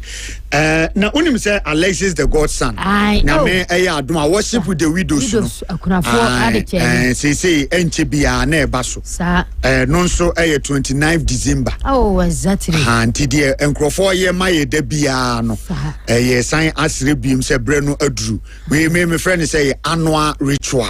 O say afi bia no. Yeah. Wo so mo bi da wase. Sa. Ene nyame adom saa bronya afimu a yewe no edodo na manta se wo chade a nyankopon ebi osu papa nti saa manti mu so obi de betu obia efi saa breya de kopim 31st no ye no because ebebie ekwankese ebi pa ma menye prophet but se wo che obia de efiri wakoma mu ma obia from saa breya de kosi December 31st. Wow. The dawa kumaso no 29th ye kohwe kunafo afibia ye worship with the widows church bells family ene ABN ene kambomu ye enti se owo mo anwa bibia edichi obi ye bia no wo de fa bre wo Angel FM ase wa Abreport Junction ana se obetimi de akọ Pure FM e patase Adom House abrosan no so okwa ye beje ni atro udi ade information ni ade nyina se drew 29th no so wantimi amabia ebekoso e Grace Chapel Assemblies of God e so for line 29th December 10 a.m. pepe Bishop Labiji Mabeba, Prophet Agaspa, Pastor Samuel Adogla, any gospel musicians a who be bree. Sadan went me a mabia. Munina ye bomu din one near the Mokuna forno, ne ya bomu dino so empire. More mutimi baby and more mutai baby and the munim. Ye bomunina one near Mokuna forno tramuhosia, no more abom payamau. Na edin rakas ye pa ba. Enti manu nyo se udi bibi ba beboa keke udi bie unshira pono kese pa Fre Alexis the godson 0247716364 0247716364 na eneno emo enkomo Royal Basin so Christmas onsu so ojina na so aha say Edua besi 24th. Wow. And 24th na Christmas Eve no na yesi bro ya dia. Eni esi bronya dia. Ukuya na otwe. Ukwede na otwe. Eni ebesi bronya dia. Ebesi bronya dia. Bronya no cha tete ya. Ya boa ya hu bia. Enti ye be jazz night Royal Basin Hotel. Wow. A resort, Royal Basin Resort. Enti bomodin so beba. A jazz carols night. yɛbɛbɔ nnwom kama pa December 25th no na Christmas day no ankasa no so was special buffet lunch bi a live band edase denden obetena poolside or and also obekɔ insider ni nyina no 350 Ghana cedi per head 26 December Boxing Day chade no Royal Kiss Christmas party and no ye face painting Bouncy Castle Santa Beba ho no abeti chade and crown no 100 Ghana cedi 12 years crow 150 Ghana cedi for the teens and after 180 Ghana cedis gate ho the obetua eno no edidi so sa 1st January so night no karaoke night one kasa beba be so microphone mu me do akoma so no aba be sing along wa aba be to nwom ho nidie da pool party enso because all white pool party ntishe no so say bronya de ne Royal Basin Resort na AD Odium omo ben St. Louis near high school so no more on your Free 0540 122 865 0540 122 865 na ene emo enko Kwame beza kan ka MPP campaign issues we say menya information obi a delegate ewo kwada so onim information there o say de ekoso nyina de omo kwada so enu hwumase eho ye kan dia kwada so do hwuma so kwada so constituency a hwuma de NCI so kwada so constituency angasa onse hwuma se e yanda kwada so constituency na also a delegate ho na on the anopay info de mama no so ho de kan befa Canada Japan Kwame se me catch us omo election no ehu pa enkofo bi omo a Thursday ye be activate phone send no na me boss no e chai ukwada it was chinachi ye be Thursday be analysis na ya hu sene ye be activate phone lines no na bia obeto ye delegation be bi omo beto akọ it enkofo nto be bia okay so etiefo ne dɔɔso eti ɔmo hwɛ a hwan ɛna wɔsɛ ɔyɛ candidate a wɔsɛ MPP fo yi no ɛde ne ba so mame 5 candidates no 5 candidates Honorable Kennedy Ejapon Kennedy Ejapon ɛde kan ɛna 2 Brian Champon Dr. Brian Champon ɛna 3 enso Alhaji Mahmoud Ba Dr. Alhaji Mahmoud Baumia ɛna 4 Dr. Yawoseye Duchum ɛna 5 ani Kwame Adjei yes that is in the order omo appear no jo kotoa say ne de beti amount ballot paper no na wachire nipa ugidi se obeye and me sure omo campaign na omo ye na say in terms of resources near the adene campaign leaders na ankasa no omo conduct omo so far there yes so far I would say upia yente say crashes bia sisi first now better so when we are crash constituency we near the adena we accuse me kwa haya mama campaign ya mama access to the delegates near them say sabre die sa ne mani nyina Kwame eye omo ankasa aspirants na ayade omo show maturity omo chese omo ye mpanimfo na futu a party no edema omo say omo ye campaign devoid of sa acrimony no omo ti because so far burden say make say aso say no benti wa sada ahoro obi pa because campaigning no kase twe de edu ba bia etodan so anokora bi kan no ene mpoadie se because asem na nipa na kan no so eye sa na te no okay but the fa ho a ana say so nipa wo support no be say bia wakasa atwi no ni na a part of the game untimi nyim film it was they are amount for to omo ase normal with them so far there Kwame eye oma yade okay oma yade yenra the bonkrata num na yemfa the bonkrata nmra ka o de me call meeting na midimafo aba clinic Dr. Tam Yaso Dr. Sayemre na bronya ya baba giani yade ye ntu ase bi ya stroke wa fe no wo hyase o de okwe bi su ya bia no dada wo ya fie diabetes yade obetima ma so ate wo ye honhwe ba wo nyeye sabio so sebe nyaado wo ye be ma kama bronya ba giani na se o be ma hisu amsro ka ho ya ya mpesa wo ho freye ne ya kola na ade ni so ayempe ye pani eposim wo de wie na 3 days kuro tutu ya na ya hu Unsu ntinyen sanba kan ho fo ni kirabu akwa agogo doctor yaho 0244 774282 Dr. Tam Yaso o se medima fo no wa Boris B o se yan kanchro Boris B chicken aha what's a young country so purely organic fees I know nkuko nnuane papa pa wa ya bede aba brochire de nkosua so nkoko kama and me say na FDA for can say Christmas baby a auto food any meat products no to free baby a certified and your baby a kwa no so cotton nam na the food poisoning be coffee enti Boris B die yen chicken ni bibia e won e to no this advertisement implemented by FDA FDA for ajatum so ye for reach bantma press B Boris B riberi dia no hwe ana unity wa your 0244 370677 0244 370677 Nana say chicken ne kitchen dey say yado ko say akoko no e dey jare ne ye ho adwuma etina na kama me chicken nana kitchen nana chicken what is B chicken and a kitchen what is B kitchen nana chicken kitchen kitchen nana ya da say no what kind of any say me o say no abeka sida restaurant e wo nsaye so say enu anuane na ne wo ho no be ye say enne metenase a me nda ne kwesiare de o mo de ba no be bo so na ansa na no enne ye bonade enne aduane wo ho groundnut soup and full rice ball and one more yam and plantain with contomere abomu, steamed rice and palava sauce. They make I say and then bene oko cedar restaurant a wo nhyaye so omo ben kasa ade hye nsuo.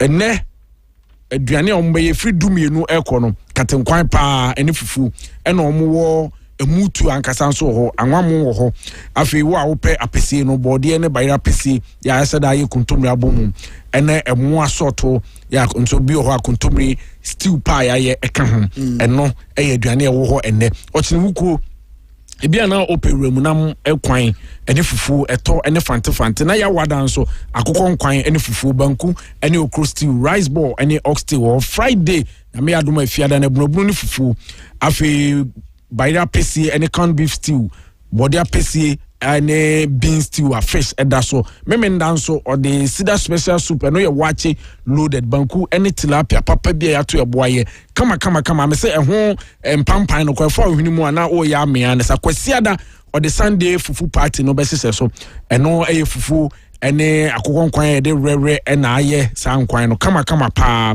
afi abenkwan so ho ene fufu tilapia nkwan ene fufu ene aponche kakra nkwan light soup ena tuesday afi ntikwasi ada de fufu party no nkwan bia ope no okɔ sida obedi no wadi ni yem machro baby omo wodada na eni kasa ba akɔ so betumi place order ofre ansakora na obedu ho no na aduane na aye krado mfa ho ne nipa dodo amoko munyina ombegye baby I ho kama na mobile duro no na ya save mo na moni ajo for 0536 563036 0536 563036 munko sida restaurant na munko enko didi good enra meka Pilarex ho asem ama manfo efrey say omo da ase na anopai bia na obi wo ho pese misi so ma no Pilarex Construction Limited Pilarex say or Ahinsan Estate Obey Mackenzie Hospital Ahinsan Estate udonya dru na Mackenzie Hospital ni baby wa so ope baby Mackenzie Hospital wono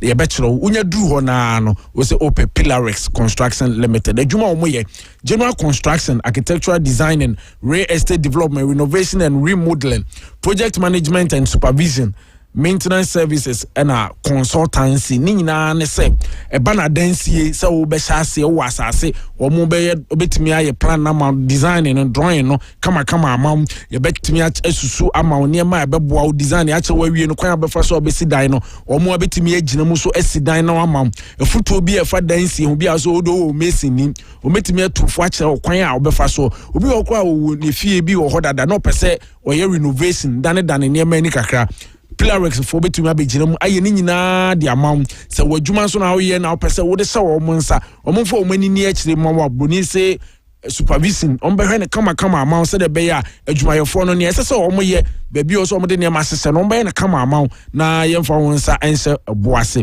eti Pilarex for ye da mo ase omo se ye mo omanfo nyina afisi apama wo mo da ma se adwuma pa mo ye wono mo phone number na se wo be free ana wo be send WhatsApp message 0243 88 2071 0243 88 2071 obejo so kama na sa emwa wo hia no wonom de aboa search dumase wura bank PLC ora Michael Kwame Fie na ye CEO yes CEO abrante oho on fa oni agro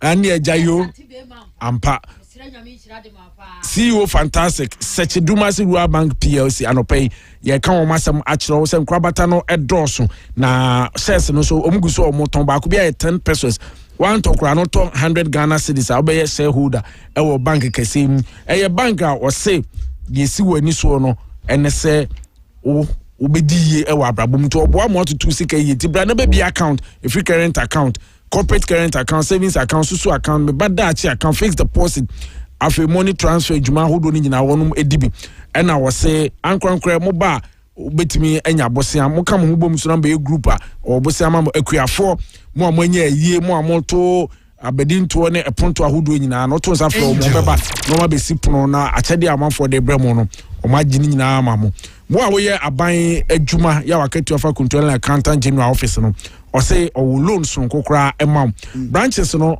ebi ewo sechedumasi dwom ebi ewo adwura omo ben GPL2 dan no oba kumase echi ya Kenya ase MA school no nchemu ho anwaga dwom omo ho aboabo so post office nchemu ho tafo club 600 omo ho enadum boss FM dan no echi ho amosizongo ubenya wo mo baabi etise adwura enyinasu baabi tise echichewe ene adidwan ewo mampo municipal ho nyina sechedumasi bank PLC omo branches ne bi ewo ho 050 1682 73 7 1682 73 7 ayo no phone numbers ni bia ofra wonom ebeje so awe sai nyumako e kan nyumako a aboya no pay ye de double kata no ebe yetie okay ne yemfa the Chronicle newspaper emfensha se enne President Mahama reappoint Samson Dean to NSA board.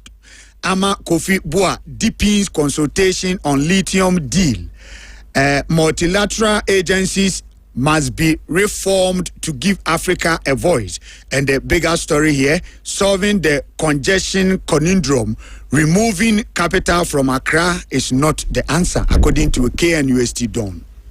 Ezemi the Bokata the Chronicle and anope wode abraye na dedi kan ene se Abrante Samson di uboni di ani pado do no anim no titru sports fans no na papai se oko NSA board na oka mpanimfo a wonum ewo hu no na omotem no so na se mampanyini asa abonidi se ontoa so na onkodi sa adwuma no onumnyamfo Emmanuel Amakofibu a ono ena obo ade ene power de adom ye won sase mu asefom ene nkwaye nyina no hodwedi odano na lithium ho sensem baye me komrase bedwafie ema contract ya komodo musa ko sase ene sese no omase dabi omasore so e wo se omukoso atwetwe nkomo na omutu anamo esefata nti papa no guso etu anamo a okọ company from penifo a wo sefata ene omotwetwe nkomo eje wanom adwenkyere na ti asem we onimdifo bi wo KNUST ose ya na ye kase enkronkro no ase emu abo apeso nipa na doso eba mpuntu a ukọ nkan ye ho na bibia akodie ena bia na kakra ba kumase nkro ahodo no so ho a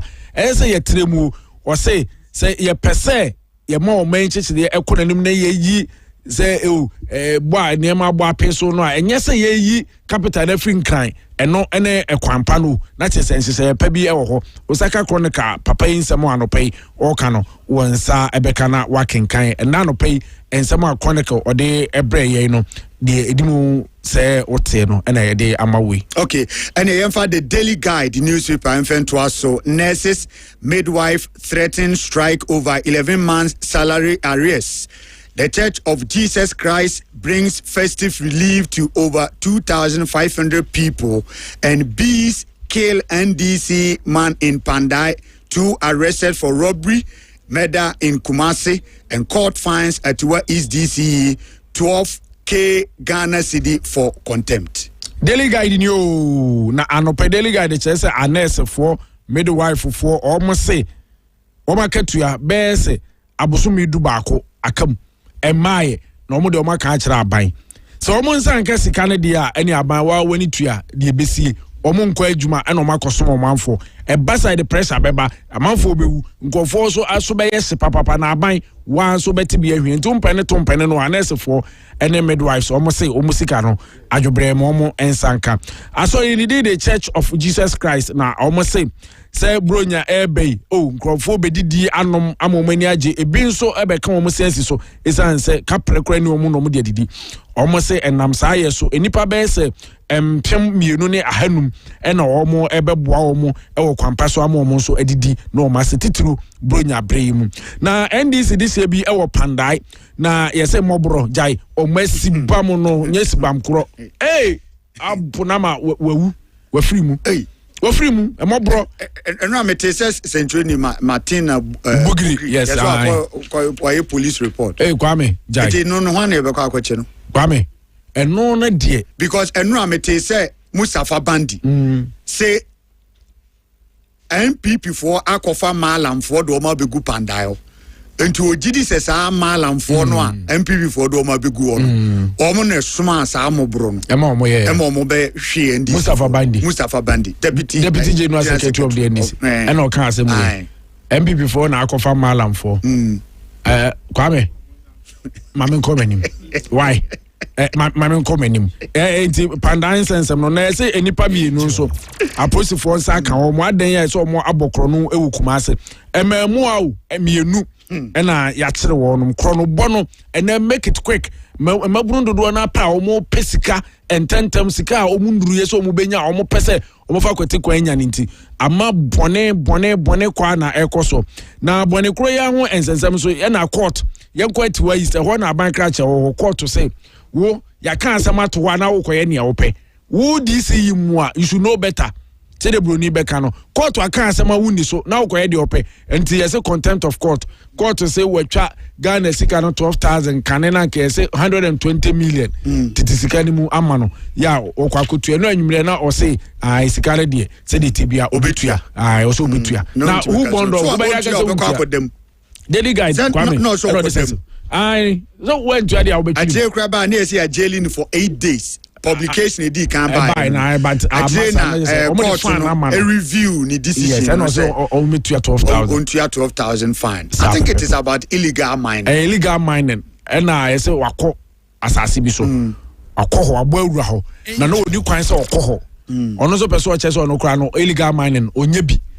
ɔso onye bi nti de asam no tie no ɔno pɛso ɔkyɛ sɛ onye bi ɛna court no nso so ɛsɛ yɛdikai ka kyerɛ sɛ ha yɛdi kwan sɛ wura ho usi wo ɛna mpa ɔkɔ enti ɛno na nam so akɔto no decide sɛ krache de yɛ kan no wani so enti asɛ wabu court anim tia enti sɛ wobɛdam ɛna krokoro enwɔtwe fa ne sɛ 1 week na sɛ o de 12,000 enti na is 12 na obɛboa no enti obɛkɔ akotua megidi sɛ by close of day today Kwame obɛkɔ akotua sika no I think say aye no asɛ me hu DC for Honorable Yakubu Muhammad last time Obaha no China for no ne China for bi de sie ni pa ɛhɔ yɛ ahafo no southeast ahafo southeast or pam China for no de free now we say de ne bo fu pa no a na nya agro so last time Obaha no ne edi sa ankomo no ampa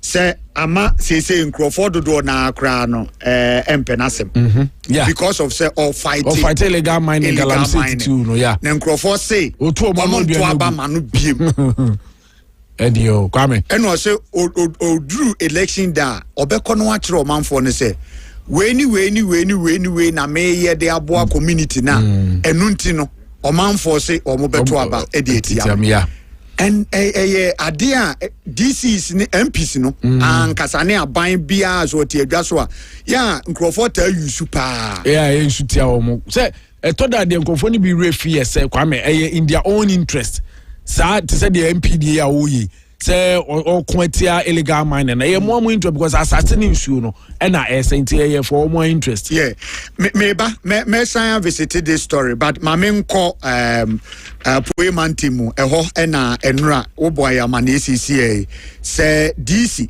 ye de na akwa gina quarter enko akwa dam 8 days na nitira yi court ni so ontua a fine of 12,000 Ghana cedis na Van Brown no ho okay iti ene no e bon komo e free ho van what ye nka ye mo ache me just me na be ma me to nka ache no bende iti woni nam sa nam sa ejuma nemra ai idru sa brensu dia na fe kura ni mu aye din no my day. All right, boyemu DC a yenya ntie se enura contempt of court no e ba ne sen. Okay, sanya ina nim se o man yi from agudi ayi tua yentu no kwan persona yentu no kwan bonus no NDC aban His Excellency John Dramani Mahama Omampenia Oda guarantee say no what sorry etia said the sanya guarantee no koso no no kwasem hard na edi o man nkasa so edem enuti waka no say wo obehu ananse obeso mu se wutu from agudi o kwan bon so no nya de odo ho beche okura na na no so ana ye etwa east this MC yo ho no no ho akwa bom mu so no so okọ ne potem ho a galamsey ne de na kese ono so wadaye ntuma odifra eno ana eye kofobia high court 2 actually contempt say the niama ho ro oye wo ho no enya de a eboa o man no kra eno nti wasese onkonko demu eye na otwe no enano this 8 days onkonko demu 8 days na say on sign 15,000 Ghana cedis na enye nyina so de ma foforo ahoro omudo omho ahye galamsey no mu a amutu ne de say no nim say esan say amutu mi amu ne say ye MC ye MP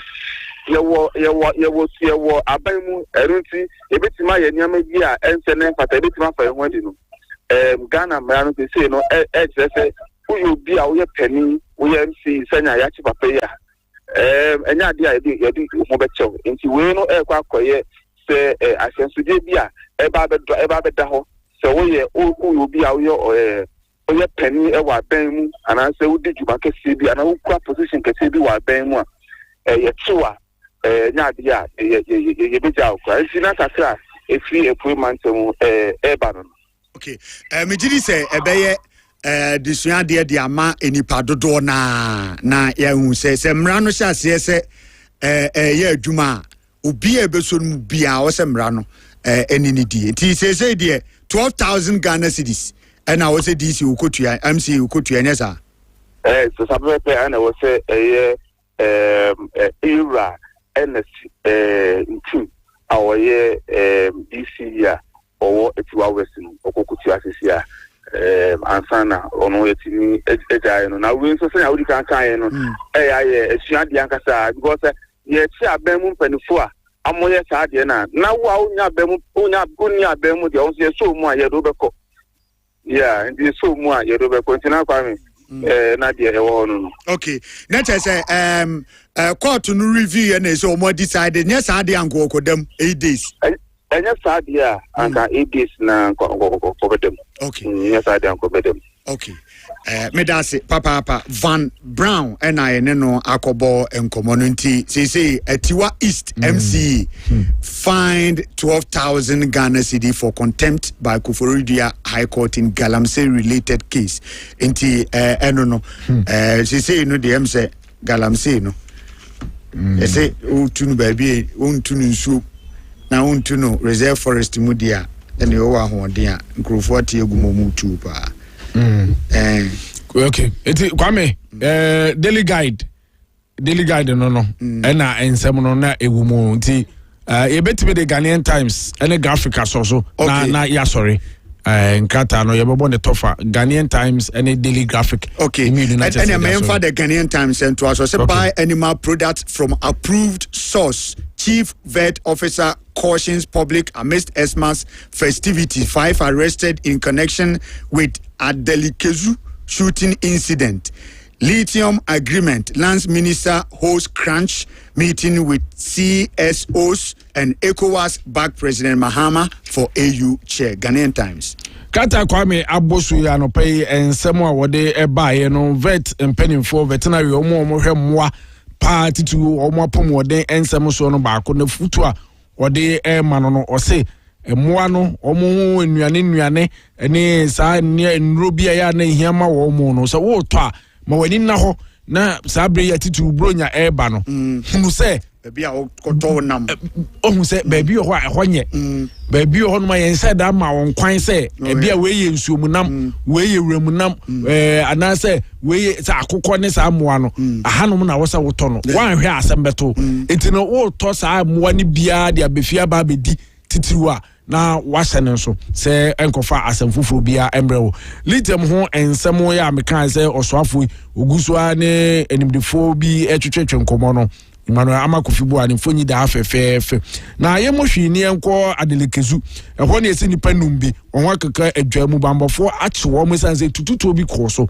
na wo mo ye hwehwemu no mo se nipa numu we Kwame wase ye frɛ wo mo emu yi ensemo ano nti na wato nsa afrɛ wo mo ena ECOWAS mpanimfo so Ghana man panyin John Dramani Mahama gina wagina na chi se nyame ya aduma AU akonya kese na afi 2027 on na betena so no omu nyina agina na chi pampe tantimpaye ena ebebo atwan se ebreni beduru na mampanyin John Dramani Mahama ECOWAS chairperson no obetena adwane so. Okay, yemfa Daily Graphic in we said the kind of Methodist presiding bishop condemns dirty December, warn against associating Christmas with events, SSS, and then to Mobile Money Limited marks 16th anniversary. Zenith Bank Ghana emerges Bank of the Year once more. Supreme Court clarifies marital property, affirms separate economic life in marriage, according to a lawyer. Okay, Daily Graphic and Kwame Dimu and Samu Abbey na say matter this is so for penny pa. Ya wo omeimu ochire se dwumadie bia wo ma to din dirty December no enya de papa wo se edin na wo kofa baaye no enya dwuma niam ahodo no mbedi na gasa kra na edin na wo mo de aba beto wo sa no wo se enye na obon krofo kokko se omunya hwe yie se eduru bronya omu bedi didi dwuma bia ase bronya botaye no ebegu hu fin Kwame eno ye sofo panyini asemo a wode abase omanfo no betia na omunti no nti ye beba na mobile money nso ese omuso omdwumadi ase ne mfie dunsia enie yes omaji sikapa anope ko omunsa ne kakramra sande ye bia omo ba kakra 16th anniversary na ko omo de akaye ne ehu sampa anniversary no omudi ni dipa na Supreme Court nso ese ohunze aware mu nsem doso na ebasa mo aware ese oba ni be mani titru ebe musika sem no a na Supreme Court kire se hwe se munya ware a oba ne be ma no duru ba bia obi atimi nya ono anade a ye kasa we die be ma no ono anade a we eyo oba no ankasa dia titru pa eba sika sem nto manfo ense ne nso sa se duru ba bia obi si chinchina omikunu sika dia ochu mu ne betene yepe ono oba na ye ne dia ana se be ma no se oba no atoka bi ana wesi edankra mienu bi ewo yukro mu no ana wesi obronu we su chinchina ya media no du ba bi e woni ye mu nyina modia ene ye woni a eye ono nso so se be ma ne dia ene oye woni ye oba no nso dia nti we Kwame migidi se ebrebi bedura bi e benya penimu bi ne ye didi sa nkomo na ma amanfo ate omo ho ase se woni obiti untimi nka se oni ne tie no nko anti we ye ne dia dia ye odia fia eno nso ye odia dabi enna nura na meka no se busu apanyi onhwe atire nsensem no onhwe nka mana nya japade etiemu num ne ade no aye ye kura na gi yensem na bedu japade na ma chade onhwe obe close ke Kwame on the Methodist bishop there's sa issue minim so wadwene abaso asa edin dirty December bread dikanya omonde babonten no asema me kan say it na nka omunya edin bi fufuro bia than the use of dirty on say no musi chro omu dirty na different from the normal dirty na ye chro no but pronunciation ne sound ni nyina ye pe say dirty it is obi a ohunu se de omu se tworo we nu hu a na December bosome na se ya ka se dirty of course enema mo beye party is it that omo jatum say enema bone nko a because the moment you say dirty something is dirty ade dirty dey be why the person or associated with dirty project ye dress ye culture that is the reason I didn't know was say ya ka se dirty no then say ubepe of course who name event bia na bibia opedin a catchy I chunk of adwo so but intika omuntimi nya bibia word fufo bia said dirty omuntimi nya bibia on say Kwame one case out 20 would you want to be associated with ade say dirty on meanwhile enema hodo aponto obekoso party bi mo beje money bi o anya kwambone so afena kwa wieye kofo de anije na wo so wunya bibia say chinchina age say dirty why the use of dirty dan sem kan be bi nim fufuro bi dia to so enti anya me won say method so for panyini or raise concern or wa o jina so e dey tu o manfofo time heba mesa e wodwa so awasa ba ubunsa no mra yem famu na wa ya senyo aduane ya wonu ma wa ya wontere de waposo nyina wa ya wo ya ura dem a wa ya na o da wo ho kwa na wa da wo ho aba ha time aba Mr. so na capsule so aduro ba ku na ba ya presse ne ba ya nsuo aduro bia yesa me no presse ya no wagem yesu se me no nsuo nya wa ya na wageme enti wono so se wono ma otimu adwonso pa ma wa ha mu dwo nyonso ya wo so bo so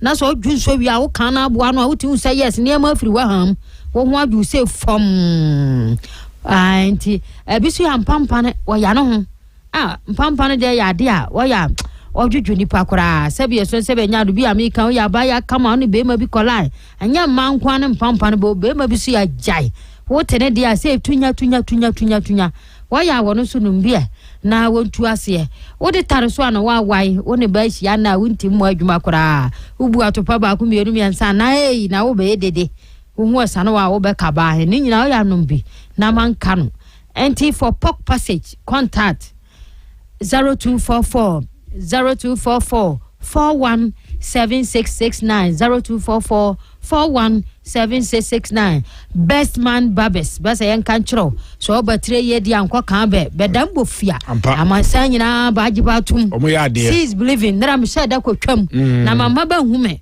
na sheda akọ sa awenare no tama ka so wona mi miti antia oh yes wona mi miti benim tire ye ba omo ya de benim tire yi massage so boa bedobe massage waja nipa ye bro to ya home yenko na benko miamia ye kakra wonje se ni mema kura da ho na be be sa miamia ya wo de pa na bisu akoya amaw sa o de mi se bi ha wo ye be ma metin so won sa do to misisim se mi bia me ha ma me bia ra me de ato me no fo so se bia mi ame no fo bisu metin de to me no fo ntam sa fa wano hye ho na ye ma me de no wi aba me ayi bia ma wa ha na ho ni mi nwa be ba kwa bia je ho hwa me de ho ba so me nsa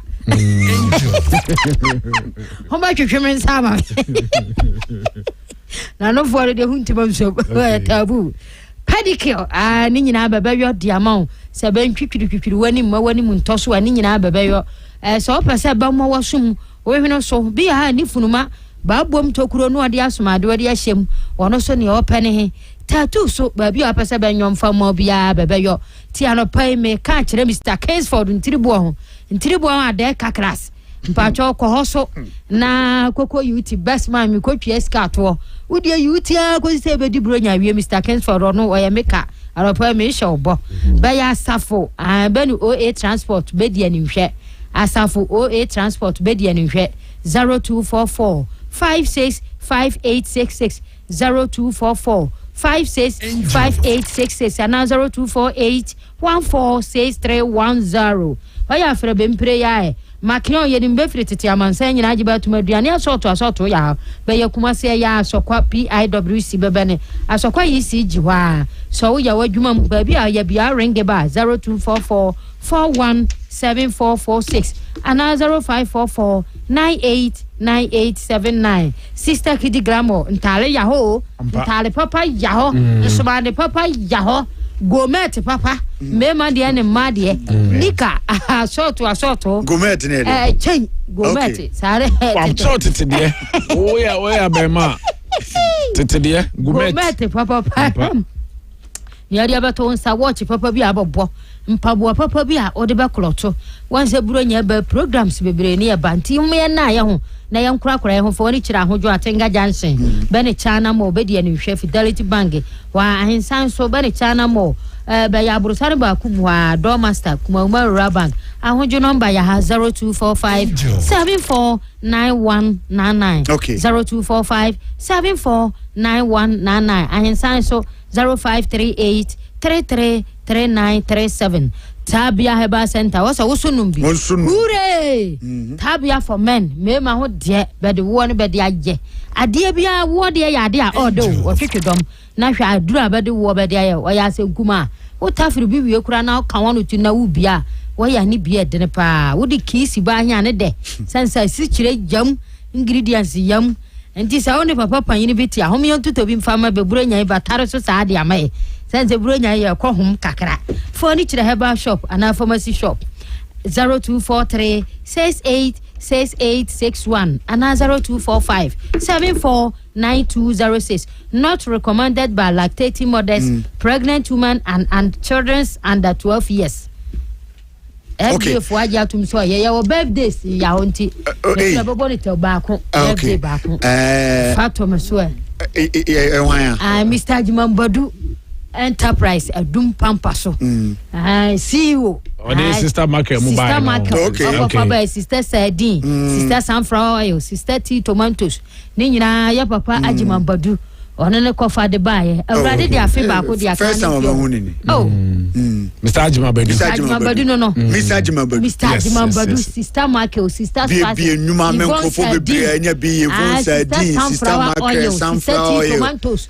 CEO oneni ofri ba kwai bojare. Wow, happy birthday papa and for tabra ba mansan nyina anu ma no wo family agro me so me fani ni agro kra amanse primary be maji mambadu misra urade nyankopon nhira de ma pa wo ya wo ba lawyer JK one doctor doctor Jemfua monu Jemfua wonu Toronto Bajio ne abanga ne adumrante ahene ne miama manso komeka ho bese yensra urade nyankopon nhira mfa ma ho pia Mr. Jimambadu nyame de wasi hene nti sebio son sebe nyado so wuro mpaboa kura guo na sebio mpampa ne yemu a Kramane de nano obeka so ntima anyeda sa be mi munu kwa pia so happy birthday to you say nyame papa bi nenso ni Maku Junior birthday yes kwabra sapon yes sapon kuma kwabra sapon ni Maku yes ene Kobe baby happy birthday Kobe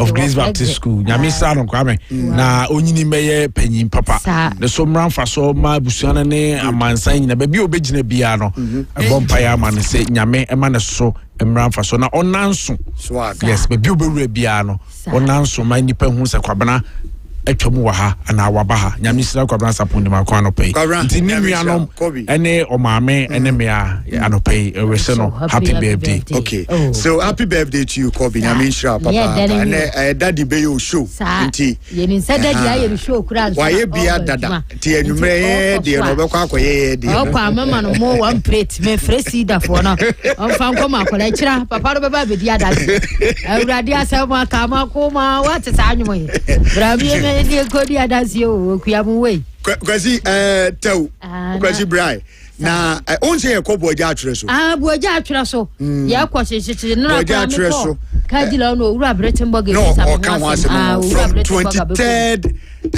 Tuesday to Thursday 25th December 2025 na so boja atwere so MA School Park wow na o hwe domo a eba ho a enya agro Mr. Iseko Usu and Mr. O Enterprise na mankwa akodom abebi otosu mienu Semfi Aduma Sahene na nana Abubonsra bossman odikuro na bossman dikuro ona no show feye ona bo Ralph Poku adusei enso ye member of parliament obekwai na honorable Salifu Isaka MC honorable Daniel Kwaku Mensa DKM Vice President Nalak and engineer Samuel Arthur and so Urban Rose Greater Accra or so but special guest of honor Honorable Kennedy Akompreko what is she MPP presidential enti wo levy no wontua ya wo kuro no 50 Ghana cedis oh sani ani boy afam kwasi pom mo tutu abetena batamu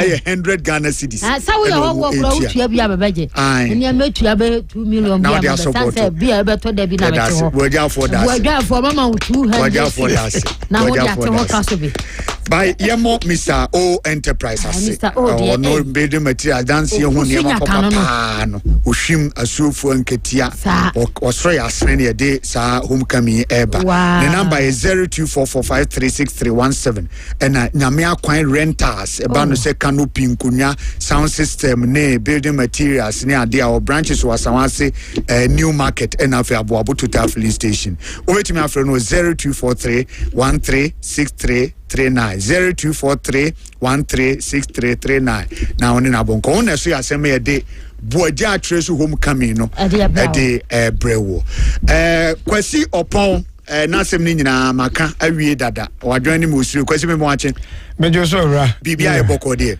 janadum ye pa ye de amiase boyemu enura de na ekoso ewo kotokofie medase enura na nigisam nko na de emaye nigisam pa no nsem na ehase wo ho ne de dos papa na emu miensa pen ye mo so taw omre no adaje enti na ene se enura de dikan Asante Mampong the second in command of the great Asante Kingdom ye nyina enim se ohene ekokura Asante Mampong hene dasebre osebonso ekokura ema enam so Sante hene at the road map eto ho sese de Mampong konya ne tienya de obema na che enhya de to ho no wodi so a ne kuduru se Sante Mampong man hema nana jakuma difie eyi odihye brantie se ono na ode no ekire nananom amambre ne mane kwan so na atrankonwa no na omo ewo haw mentim ho ase bi eba ho ema no ebepie osantene nim enra na bra oma atrankonwa no ana nkonwa sofo no akwanya se ne hawo omo ewo odihye brantie a ohima abone din ho no omo enka Emma Santama nyina bra Santama ura etidwam no bamaso no ontim na omo kita ho anase omo kwaduom boy no enya de etumi esi obi kwan se oni hene sanse niema na abetumi agina so pa ama obi ntumi ne hene elese sebie so sebie kronto wada afiase anase sebi nensa ehano wadi dem anasabi na dwene o wadwene mu haw saa niema wanyina ne di mu dupa atumisi obikwan nanso wanya saa kodwum ba kokora amfa ammo disbrantia na ohima ayinti no nananum nyina kasai na o kire se eni na kire se disbrantia no ho kwan se ohene eso nani a obema kwan na odina be kire no enanso ema ohene dina no to so ema odina kire no afei o hye nyame adoma ya wada amane kwan so no onfa no meche na onfa no kosi apatemu enti eno de no kyese Mampong enya green light ana etoso bie wo so no rawra ewo otimantamu ye framantam no ha na omonso benfie duba duni ekoduba akonie ena omonso akonya no eda ho enu anyame nchade no wotumi de obi abekire osantehene ama wagina tum wagina so asoi ade akire no nana ye saforo ba otoso miensa se de oni rawra manhene ena afei bechem manhene so no asoi nra entine no enra na kire se manhia ye firi ona no nson kra apapa obra me firi na kire se ekobo be no nwotwe nanso ni nyina ntu se yasoso tene ewo ho no mo na enura no Kwame nya manhia nkwa na ebo apro enura Santimantebu prosi sadom no enso panyimpa DCOP ye Mr. Arthur Osakoto ono so ebo mode yen centralfo nhia mu de centralfo nim se nanse ya na emrante mienu bi moto so kodi anyambrasem nanso sabre no wa kire omom kum Nigeria national bia ye friend Ngozi yes oma akire oma sa akire miensa omo so de eba mobile phone ne bags de ne omo je pa Kwame midisi ha na mesrewa mamimfa sa enkaiboi from Reverend Father Clement Adofojo obeye program ha say no wa hye dwumadi bi se nyame adomo a memene da ebe ya atonso Roman for afei patase na mamponte ene obi ani gimpaye ho bia no emfa nani enkyere atonso nyina ye kan no pa no nso ye kɔbo ho na botai wo gyina so ne se di forma na catch Elisha say baby etie isua enti mienko Jordan ho na yenko kopanie be me metre ya shemu enti no nyame adomu a baby a otie ni sua wadwuma sem otuku sem waware sem osika sem esua enti be kan ho na nyame adomu a ya high buses obi obabia benyabi na kyerese oba watumi aboaba ho sem paye na obabu bibi hia wa special intention no pewafo de fa shemblip mu ka ho fabra na ye be bosom paye wo bo ho St Mary's go to nyame adoma memene de be ya memene paye ti ye de kotre ahye mansa ne asi afefo no ntene no obi a menim se prof beba ai doc baba nyame adoma pamba mu edabe memene de be ya we Roman sofo memene de be de mini kromo doc now Dr. Macho odi sofo yi if you had me too kon okay department crown echo any energy so ye hu bibi honestly yes intino no nyame adomo a memene dade obi en kadoma eye memene da pa ntia ye ni ho ena kwesera nso yakweside Dr. Macho odi sofo ye yi o odi sofo ba odi sofo ba nensem o kanon so ye ti se Bible mu nkyerɛkyerɛ no o kan no kure nso o se ko beba ndenso mmenda na no nya kwama na enyina ye nyame asofo enyina Yesu Kristo nti nye nipa ba ku bi na o se Yesu Kristo mu nyame asofo the royal priesthood meba sesi Dr.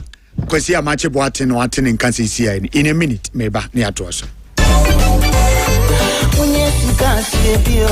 Oh, Jack, now then on a papa say when you are Bresa. Unia, if you want to name boss and say, and it's what to swap.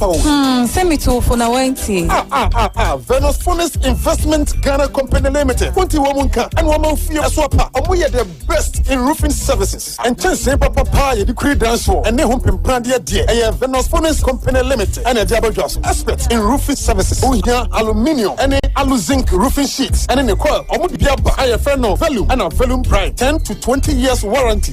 Almost also a self-lock, modern self-lock, IBR, IDT, step tile, glaze tile, C-pellets, and aluminium rivets. Venus Phonics Company Limited. A bundle customer service. Venus Phonics. Free estimates, free consultation. What do you do, Venus Phonics Company Limited? And sir, and then no materials in our sites. Real estate developers, building contractors, agents, institutions, architects, and Ankrankre, Monshire, Venus Phonics Company Limited. Naifa no more. CCC, a Omuni Trade Winds Plastic Company, and a dish anymore. 0501 549 796 and a 0501 549 797. Venus Funis Investment Ghana Company Limited, partner in housing development.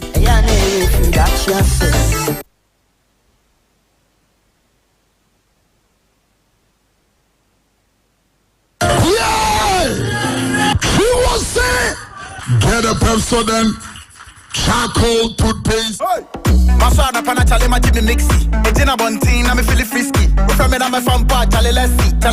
Mixi kane hot. E ma me feel good in asa so ye tasty. Me num no studio am in ko off key. Choco no me tia na me name bestie. Mixi kane hot. It's sweet oh. Great new taste for the inside. Unu mo ba no a hu. Ya ka when the hot water pet. Mixi kane hot. Ide bi yo. Promise to the my guy. Unu mo ba no a hu. Eba pesta die. Ibije. Masa kane mixi yo. Mixi, great new taste there, mixi, choco, mixi coffee, ninya na ube feel. Mixi, Rating taste dear mixy choco, mixy puff. FDA Adjei Bohyen crap to ya too. When I dey home and want something quick to chop, everything dey inside, groundnut milk and sugar. I only need some water, so kiss made easy, oh. Give carry make for your office, boarding house. Everything dey inside, groundnut milk and sugar. I only Evo 4-in-1 Gary Mix. So kids, are easy. This advert is FDA approved. It's workers laid off suddenly are hiring again. And so they're hiring civil engineers, technicians, machine operators, and steel benders, masons, carpenters, electricians, plumbers. And so it's going to create a multiplier effect on the economy. We must go back to the root causes of conflict, and that includes economic exclusion, lack of opportunity for young people, and so many other things. And so government to bear some responsibility to ensure that we manage the economy properly so that we're creating opportunities for people to be able to earn an income to be able to look after themselves. And that's why our focus has been on stabilizing the economy in the last 11 months. And thanks to God, we are seeing some light at the end of the tunnel. The economy is appearing stable. We've been upgraded in terms of our credit rating, and inflation has come down to single digits. We're expecting that by the end of the year, it will come below 6% if possible. The CD has appreciated in value, and cost of living has slowed down. The increase in cost of living has slowed down.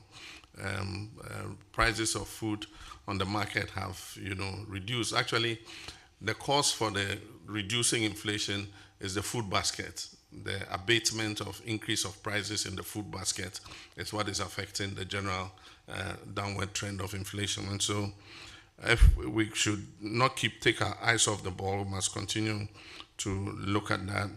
We're implementing the big push, and we're investing a lot of money, especially in the road sector. And contractors who were sitting with workers laid off suddenly are hiring again. And so they're hiring civil engineers, technicians, machine operators, and steel benders, masons, carpenters, electricians, plumbers. And so it's going to create a multiplier effect on the economy. We must go back to the root causes of conflict, and that includes economic exclusion, lack of opportunity for young people, and so many other things. And so government to bear some responsibility to ensure that we manage the economy properly so that we're creating opportunities for people to be able to earn an income to be able to look after themselves. And that's why our focus has been on stabilizing the economy in the last 11 months. And thanks to God, we are seeing some light at the end of the tunnel. The economy is appearing stable. We've been upgraded in terms of our credit rating, and inflation has come down to single digits. We're expecting that by the end of the year, it will come below 6% if possible. The CD has appreciated in value, and cost of living has slowed down. The increase in cost of living has slowed down. Prices of food on the market have, reduced. Actually, the cause for the reducing inflation is the food basket.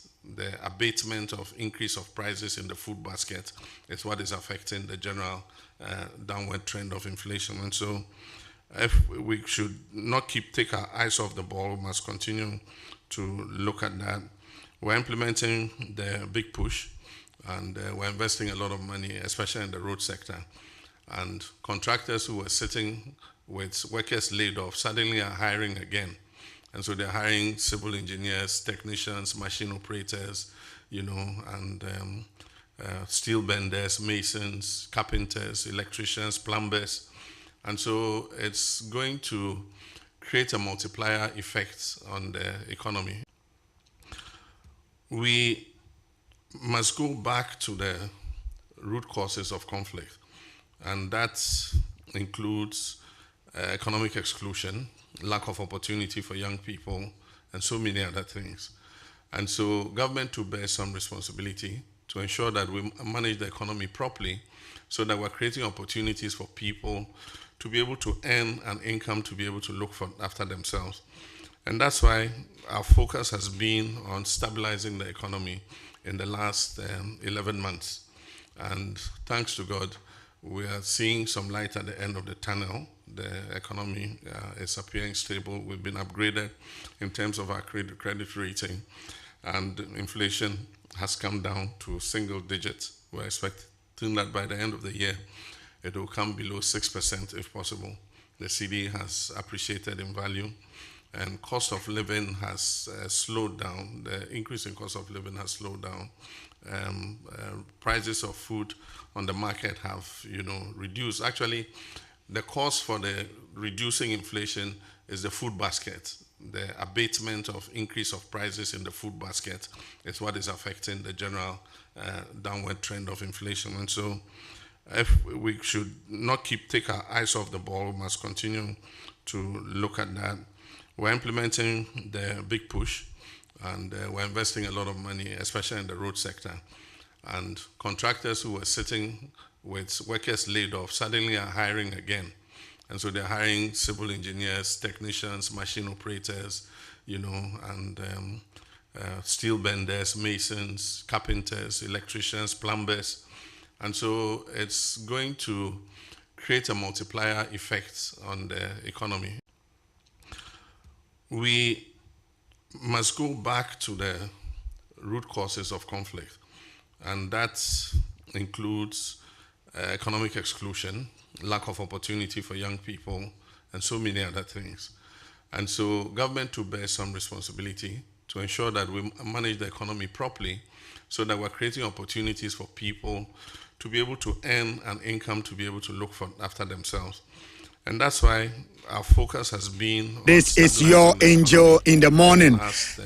Christmas ube ofi na ofi acheno. Ohia internet betimi aboa pa ma otim de adu dwumadi bia anopa onse waye wato data enu anumre 6 pm na data ni nyina asa oso mamensa anye bundle foforo no asa ye bundle foforo obo ani atie ni a na bundle na sente ya tura bia obisa se ada ebusua no bundle no omo etekino as breakfast and as lunch and as supper any omo fault we here unlimited data I know now the be do juma enunti and MTN the MTN fiber e the bro Christmas also nya bie e ba be fiber no amount na amount internet no aye strong entwetwetwa no ho na afi de opese odi bia wo se otimi de season de wo se otimi ju wani say home and as a business MTN fiber also nya bi na also enjoy the special range of packages are de ema yen users e was Christmas emu sign up say see customers are mbedi ka sign up mbe receive a voucher from MTN and afi so new customers are mobile login into the my MTN app no so no no I tap it baby more no one if you are requesting for a broadband no so and so achede sunko e ho e de ma wo and I bet me dial star 5057 hash star 5057 hash na oni yen abo enkomo MTN will say everywhere you go. Dr. Kwame Adjei Bohyen, senior lecturer at Department of History and Political Studies, Kenya University. Doc, Yamache. No. Nempombo kodie. Yesu Kristo adaro ma me ho ye. Yedinamiase papa.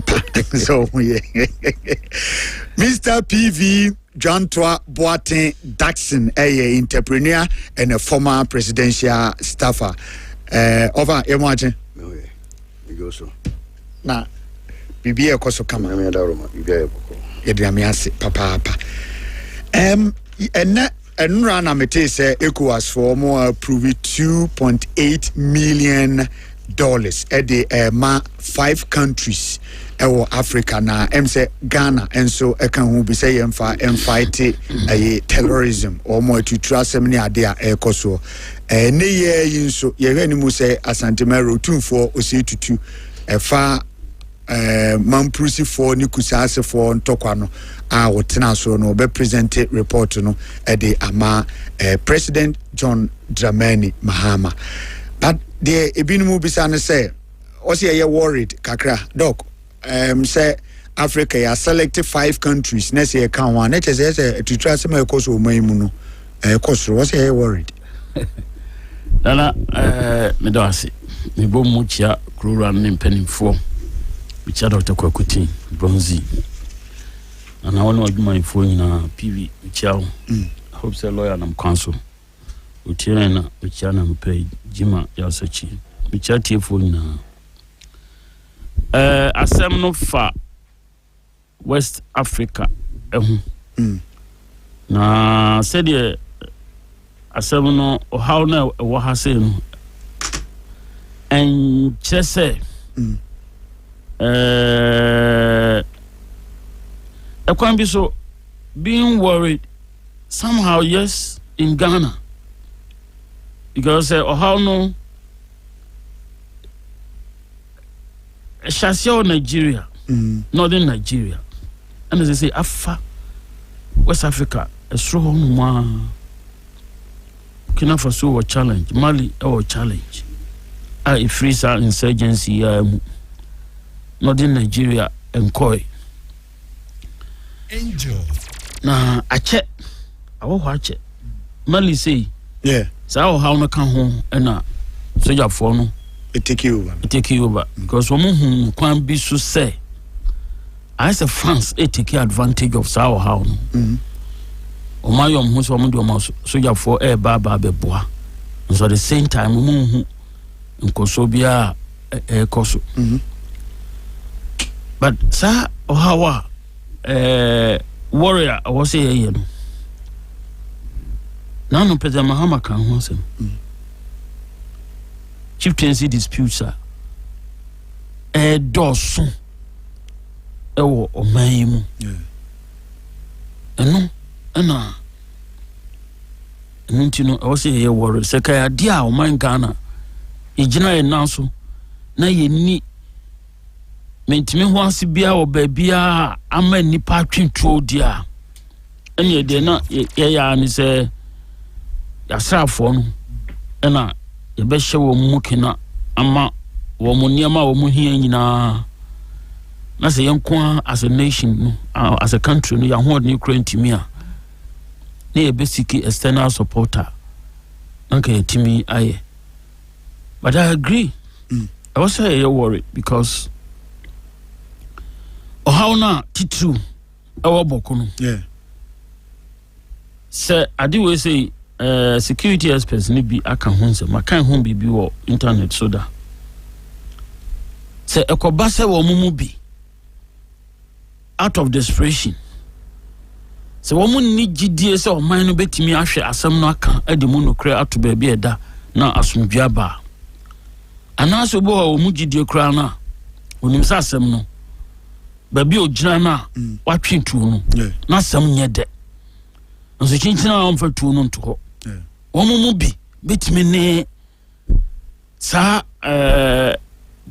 titru Al-Qaeda related soja for womu terrorize West Africa no betimi no mo akwakoye apam asamba ko esan wo West Africa nyina poverty here ohia ni ahokyere so wo hwe saha omo atwintu editata oman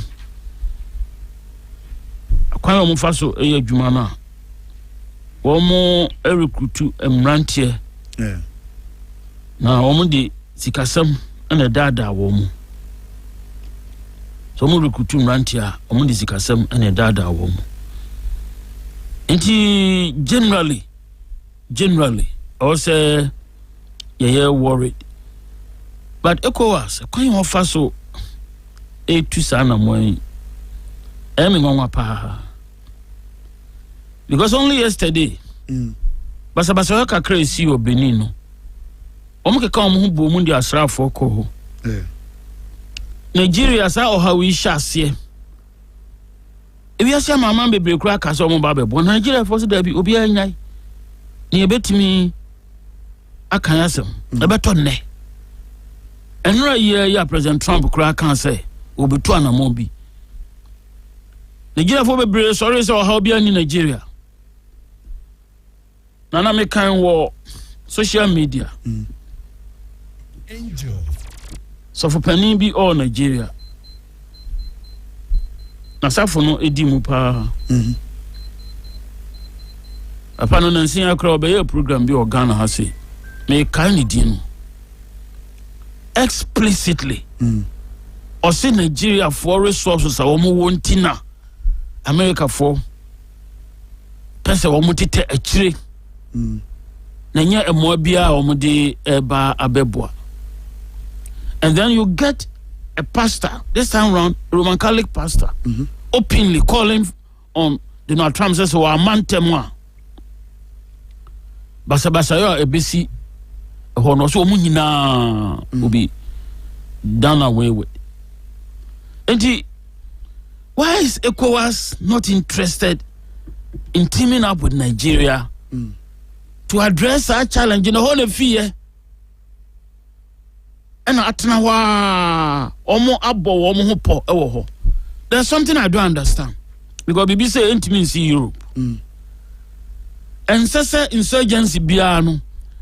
Insurgency nipa come ho bom say wo mo tie atua omo asese tuo tie atua pese oman a omo di omo ni asi oman no so no. Wo mo de basabasa yo enya kro omo betu aban no agu. And say afo no ho ye din a chain of mine bia. And that's a woman to a chain of mine, and that's a woman nipadoa or more a bobo woman or more recruit or more attitude woman. And that's a woman capacity no. A switcher of mine. And these days of technology, satellite technology, drones. Omo nimrembe bia ombetimi akotita ye nimbe bia omo. And I don't understand why or how ding West Africa behave say we cannot address it. I don't understand it. Okay. There was a time Ajay Rollins knew Babangida. I'm call Liberia to stop na air course na no muntimi enyo moshi. They want to stop that Liberian war. And what is going on in West Africa? I don't understand it. Maybe the powers behind Saudi man the air course no. And country no one about the powers she says for the Russians, the West and outsiders are maybe we be sina ejina a chassis free fear na to and suffer abonte so for about okay abonte so for interest no emre bia nso nchen efie die no emre bia enso nchen efie die no ye pese ye si ano a na ye to ye suffer om so mmeboa me nsi ano a ano besi. Okay. Lawyer Godlove Adjei lawyer Emwaje Kwame mejo so na mpo moko de nyame adom Kwame bre na mabre nenso de obo ni ho ban pa Kwame se ba me fa nchiama area otikoko so na Miss Fabisuma Nana Debra Bidi Akubuatin Otosunu you sache kwa mama hene em se nra opem so she ye nyam no nra na yekoda se na efe pa no open so ka chere say me hwe wa kwa man whole life papa is ntuma ni kura efra na efe yi papa abrantie brand pa abrantie eno ahemfi as ahenkwafo ne bon nsamrane wa ho feti hu say da obedi akonya che enya asem ketu akra na enika enti Nana Debra Bidi Aku sechere kwa man ra baby obi abichana no pay and it was a very very nice colorful event. Nse no aso so na rara so ne bechim ebe sibibi a kire opim so and also course kama ba ye anche mze wie na ya seda na ye bae nti ye de aseda na be manyankopon ne de bi so ama opim so ira. Okay. All right. Minim Mame Chasio, we ECOWAS ne utumfo corporate. What started woman shade? Kwame, Mame kan hana min kan bi mse Otumfuo is the GOAT when it comes to chieftaincy and cultural heritage in the world. Not just Africa, not just Ghana. GOAT, greatest of all time. And PSA. Nesu. Ofa be boa me ofa.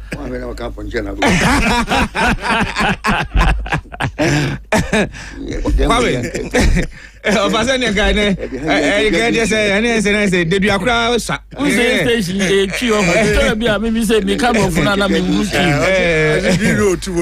Ofa di eno ne be kan say otwi mu. Greatest of all time. Professor Morgan Professor Boamo. Nesu ni seso. Mami kanisa. Eba ahensem ene culture twi den. Amamre nsem a Otumfuo is the GOAT. Take it all. You what will baby now do when you do what you cover data one CD na fa di achinye wasem. Obianu nya say you have your privilege to argue with yourself. Also Otumfuo is a chief. Also Otumfuo is a chief. Also he's a super chief. No, just say the whole world looks up to the man. Say ohwe how wa faso enabokun semi papa yi. So why be that? Inti we na nyanwa. O say president is the man no. Nobody had qualms about it. No, because why you be paying? No. And dan ni abudu si nyina yehu ne ekoso. And ye hwe kwan of faso a or de asumdua bom ntemo a. Na Kwame, I have followed the proceedings. Ye nuanom efisirim omo toto yewrase kra. Because omo hu ni say ye pe obi o ka nokre na de pepe ye adwuma. Yewra eye number 1. Enti asinsem bia yewra ka bia no kre no de ye wa oti ba bia wo ha adwin bia wo mpe do kre no kre ana yewra santiwra o de ye ena na doko kan say the ama Africa the ekoso ha na yese nipa na o mediate no ye nyini ni so obetimi kura solve issue no exactly but Otumfuo need that challenge. I'm telling you. And say who share day almost conclude ya the only problem I had was say fashion be now or celebrity because Otumfuo had not said anything. But omu nyina who said da no Otumfuo so omu gitum say ye nyina ye nuafo. Kwanya wa faso ama odo abomu. Kwame, it was not easy to even have the two fashions in the same room. Na nye easy. Senyo pemso a hwan ne betimaye. Senyo pemso a hwan ne betimaye. Na bi dia ba bi kan no to pemso timi ya mema no ya o yempe obi adwan yempe obi nantwi yemfa nantwi nkomanhia yempe ho na mum enkwatente na mesra ma Otumfuo.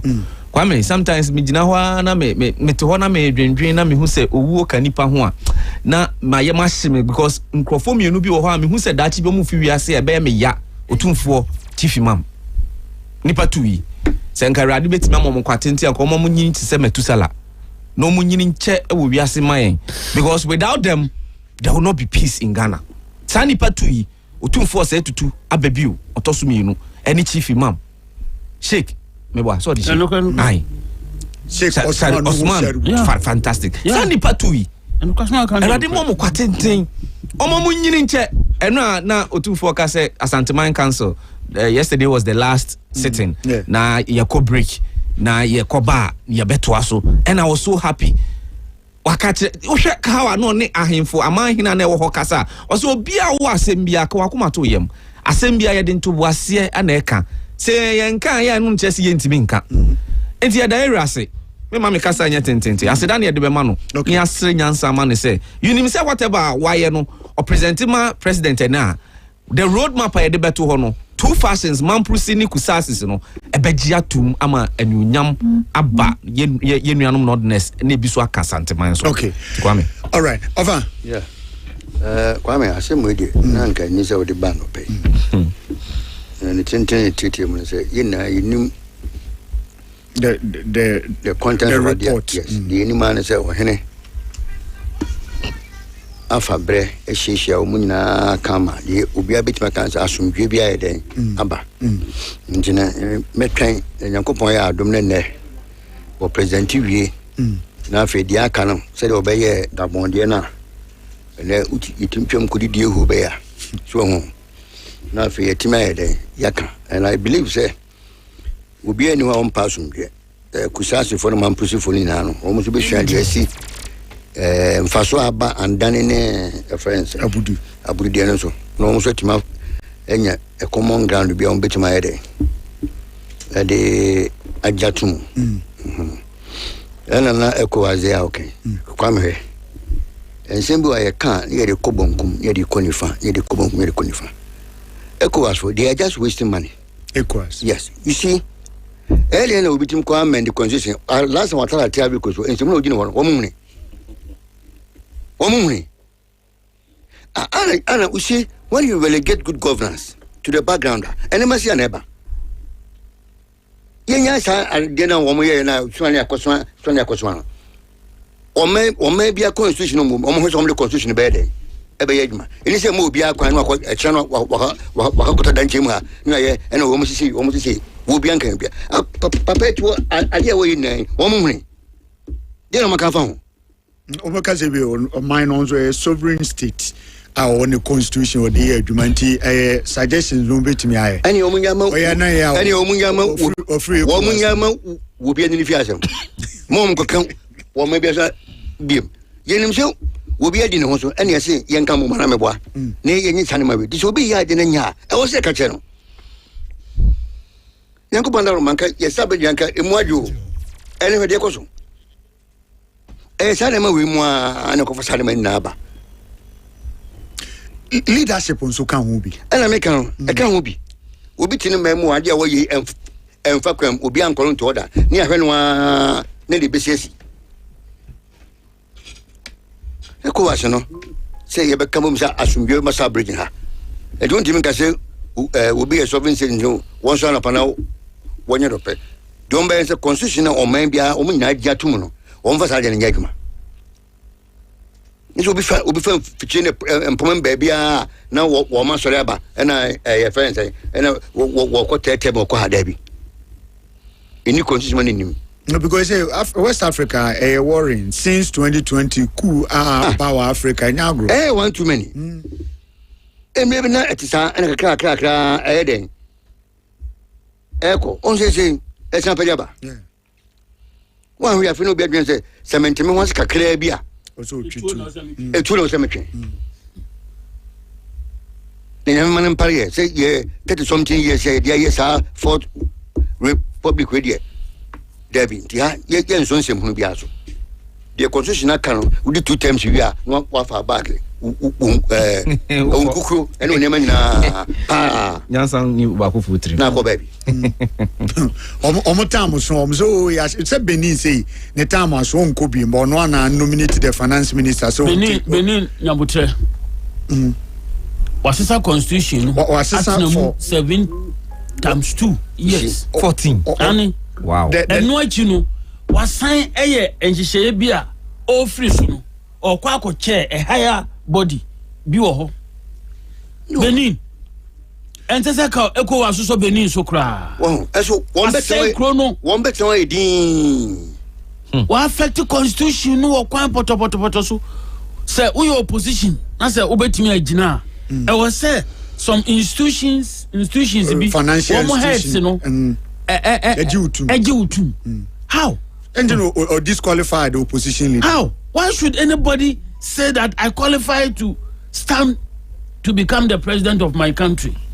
And this will be an individual. I was say, your mammy got to a bunny be near to Tiami. Also, mammy got to a bunny be near to Tiami. And the Benin, the democracy, no, and Yinan and also, ECOWAS, a whole year of Buna Niaguso. ECOWAS country ban as you dear him. Omo boa. As a corner cry, I lose in it. Lawyer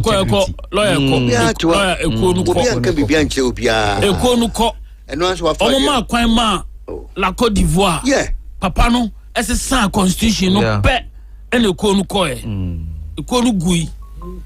One casa would dear Nimusa was a constitution, and that's how obey a beneficiary. As of for now, among your sermon, someone, or Mode Constitution, Uncle Pom, or Bois. However. Ghana how won't you? Asofo na Jesse omna so. Onyame se President Mahama enko emprensa so. President Mahama no so be gina bon tia ka se ne time so. Ofia ko chance. Asofo no so omompene. Onyame aka. Asofo no so omompene. Asofo no. Asofo mo gusu sha. Omo te party. Omo te party. President Mahama onya na bien so obekọ tetem bia. Wono be gina bon tia ka. I think recently so Felix Asad the letter Asaba out. Yes, Senator Moswa. What? President Mahama. Mo bia ko fa mo be family president. So for this for motivation here there. Mamo. So we can say any other cook o mo be say Nyankopon. Siko fancy, o mo pe bibia di. Ebi.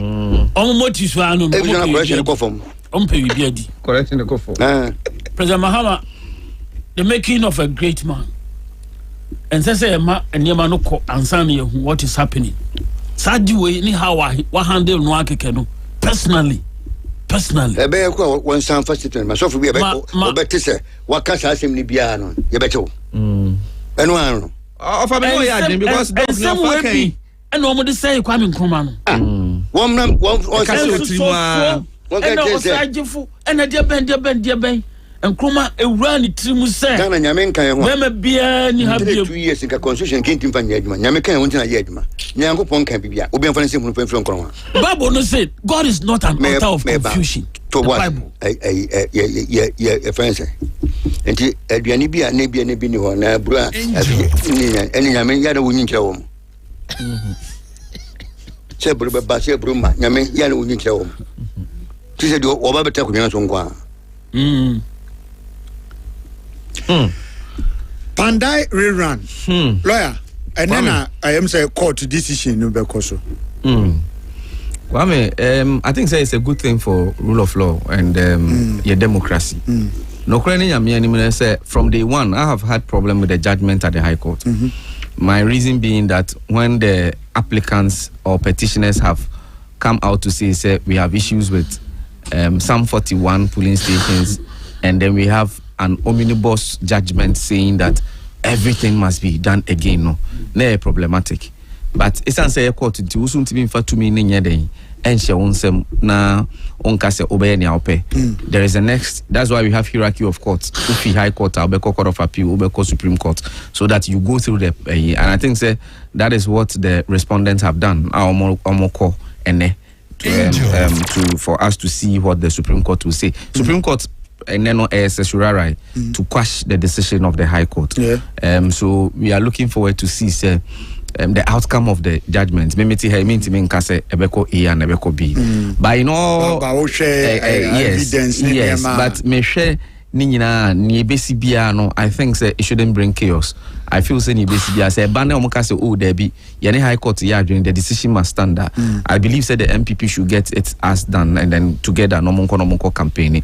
Say basu so now there be I think say the decision in the High Court was wrong. Probably the Supreme Court can give you other directives. Obetimaka said the decision was wrong. Despite say instead of saying say we are of the view say the 41 polling stations are affected and is where the real one should be. And the entire one.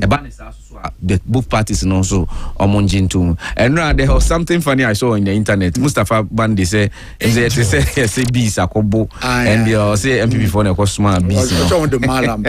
Is MPP for the Malam? Malam 3 and 4. Well say Malam the Omodos Mogana have any go be brain. Tinanka say almost copy 10. Omo say almost the 4 normal copy 10. I mean some of these things we should stop this. Anyway, I agree with you, Doc. Say Utibia now they are serious, but any serious country such statement will not be Pandai, whatever happens, and who said global info analysis for Omodie said the MPP candidate is leading with 50% so far. Whatever it is, I mean, at the end of the day, what we want is peace for the country. Pandai 4 enim baby omutu omabakoye. Pandai 4 enim who they want. Pandai 4 enim who has served them well. I am optimistic, said the incumbent MP. Easy process now. Yes, easy process now. I have a problem with it. You see, Kwame, this is not the first time. Supreme Court. Yes, I'm saying that there is even aside the certiorari, there is a stay of proceedings, the stay of execution on the judgment. And you say omoto I say a parliament because parliament according to the constitution parliament declare seat be say a vacant and sana easy no shall say act on it and yenya dia brand say there's a vacancy or parliament or there also act on it Kwame me no feel a bit me court ni amano order bi na sa order na the man I say ni fie na e bia nipa ntimi ntrem biem what tenant out no senka anyo na court but it will affect you impliedly say must stay now it affects anybody who will be acting through whoever he is acting but he will be in 7 injunction and I make us say impliedly once there is a stay na yeka say asemu enya se etu wana mo no say parliament kra also take you powers from parliament right that means that the parliament in Yaman is stay now anybody on site say injunction or lawyer for the court or say the court should injunct the person any his assigns his previous and any other person acting through that person what I say and I have a problem with say almost parliament yes I don't know but why any option be let's see what the apex court will say as far as this matter is concerned so that it will put everything to rest Kwame. Okay Doc I mean Musa lawyer na on fayon ko school kakra still no emrebe na oh normally when you get the notice of the stay you the stay ni ma notice ni ma wa invariably it has started now stay ni nkwa stay ni kwa you have to now give a notice of appeal because who stay because me kwa appeal say and stay e bia na me kwa appeal na me kodi nkunimu a na nipa no yamfa ne se car na mpese meton wo car ani ama me judgment se me nkoton se me the stay ni kwa it means say unti bi nton car no kosi se me kwa appeal na we because se ma e bi appeal no me wi ni se and stay wa me ba no no wa ton car na e den every ho me better ma stay no e koy. Oh, if you look at my Osha, your search, Emma search, no, I think I have a copy of it. Me the Bema Kwame no what they are told. Emma search nature say ampa petitioners in Saka stay no yourself omo ya aware clerk of parliament is Saka omo ya aware according to the minority leader or say omo information is a parliament in Saka stay na sana or be exactly and there is a search to it search no express registrar no so e kan sampa omu nyina obi owo mu bia nsaka enti na e won say nsaka na doc it is a binding on you the moment you receive it you accept it is binding on you sir you na me here fi said they don't see parliament na no na ekwa bi so na ye ntiase because at the end of the day na asim kroye yes hwe ni mu se supreme court nso ebenya ebi aka ho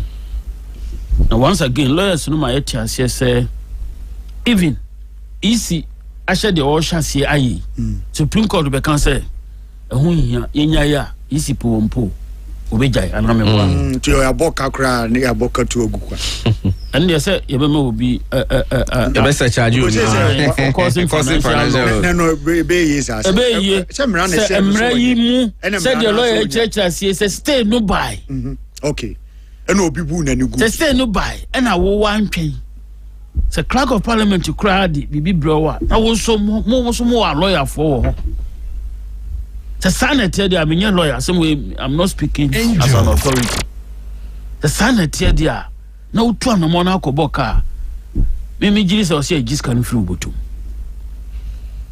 me giri say o say just can through bottom look democracy for how many years now Ghana must be made to work Ghana must be made to work the democracy no ase ni say e yo man ya ye di emra ena ebu oman no enti I was saying ya gitum ne ade ho hye emra na se so the question should be emra no so say ansana na mo ayetu I say no hu me chair politics politics and the law ni me anu adi I say adi dwuma abom at the right time no e bia de be examples or lecture hall.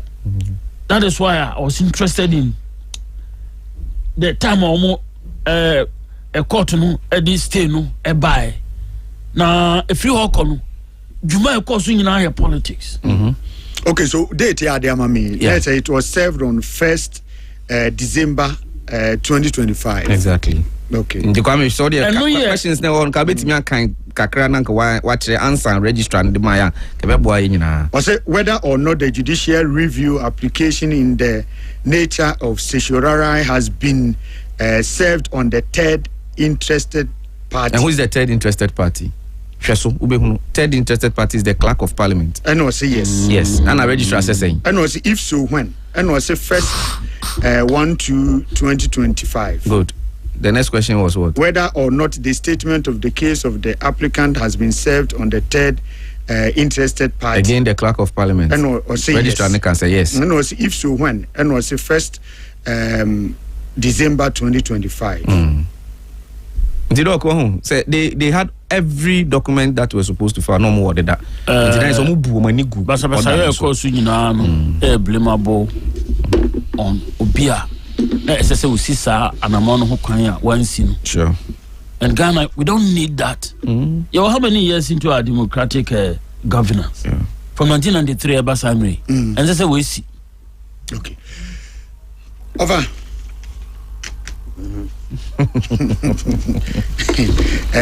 Is it or Pandai or the new patriotic party in Supreme Court remember to go. So remember to go. That will be the final idea.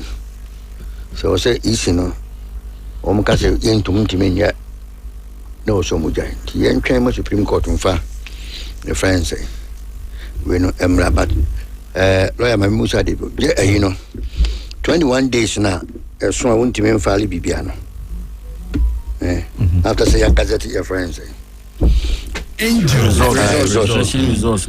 I'm saying it is, I say, now, Omcofale, Nasa 21 days now. Napahum. See, okay. Now, judge, and certain jet, well, I say more, dog. Because I'm saying, near my also home, the campaign first. Yeah. Say a pound, there's another provision, say a pound, you know, a pound when you went to which my cost ready. Yeah. Because when you go at twice, it shouldn't have happened. If you didn't and a baby do baby, I had it. Yeah, doing. Yeah. It shouldn't happen. I feel now, your friends, now, Papa's a judge.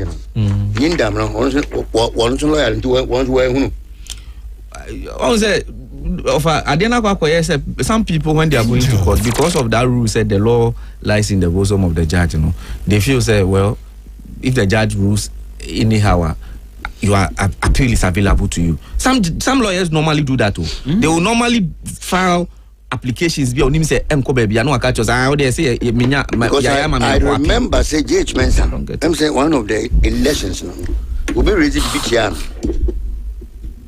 me may free issue no portray but now 21 days now there na upon was a case go be different and you know and he said and he says how did he man you say 21 days na and then I was say yeah now can go find to win number seriously speaking I was say hwehwe sa nima ni o man no hwehwe sa nima yi mu na judge kra judge into when nim say sanse ye e wo ho Martin Yindam so lawyer no one do YSMT lawyer no there no I'm sure say it's one of the grounds that mom call for certiorari but them can say be 8 months in here where you clients and that number say see no be there be young court no and one ho be no come am say come on fire and so it was part of defense at the high court lawyer no the on the why but judge no that is why they are going to court to now say there was an error on the face of evidence the republic omo di case we na GMPC there no ne lawyer no Professor Dankwa of course na mo case we better man try come MCS assembly first time there was no law like that causing financial assembly ya ntwa so kra and on vocation to go here the me can say MP lawyer no yede ade ne better no at least no so good ultimi hu say ade we I play mischief I'm sure no doc the point is I'm sure he might have pleaded all those things in the defense, but the judge also had a different opinion about it and were ruling in that matter. And now the only option available for you is to go to the higher court to now go and quash that decision because 21 days had expired and we have told the judge that you cannot do this, and then he has done it. Therefore, the ruling is 8 months. Someone who's afraid that baby could be Supreme Court. The question rather should be of us say at the end of say 21 days not still on the court not still omunya judgment to that effect. That is the question we should rather ask. That is the issue. What do you want to ask? Somebody is being devious here. Exactly. Somebody is being devious here. And the way I don't know. Me in the legal, but me who say a serious issue. It is indictment on him, and I don't know affective promotion. It should not just be an indictment. Such judgment of affective. It should not just be an indictment. That's how you can say to me, Bemo.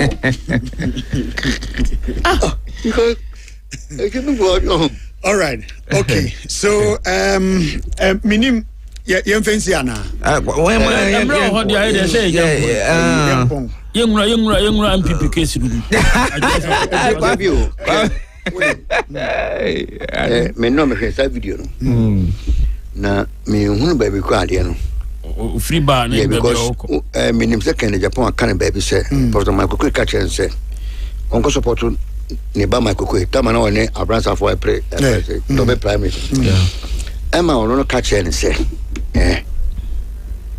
na no ba me no ma me no. Na we fit me qualify so bit my age man. Na me onko support you good dinachi entiano and ye menye. So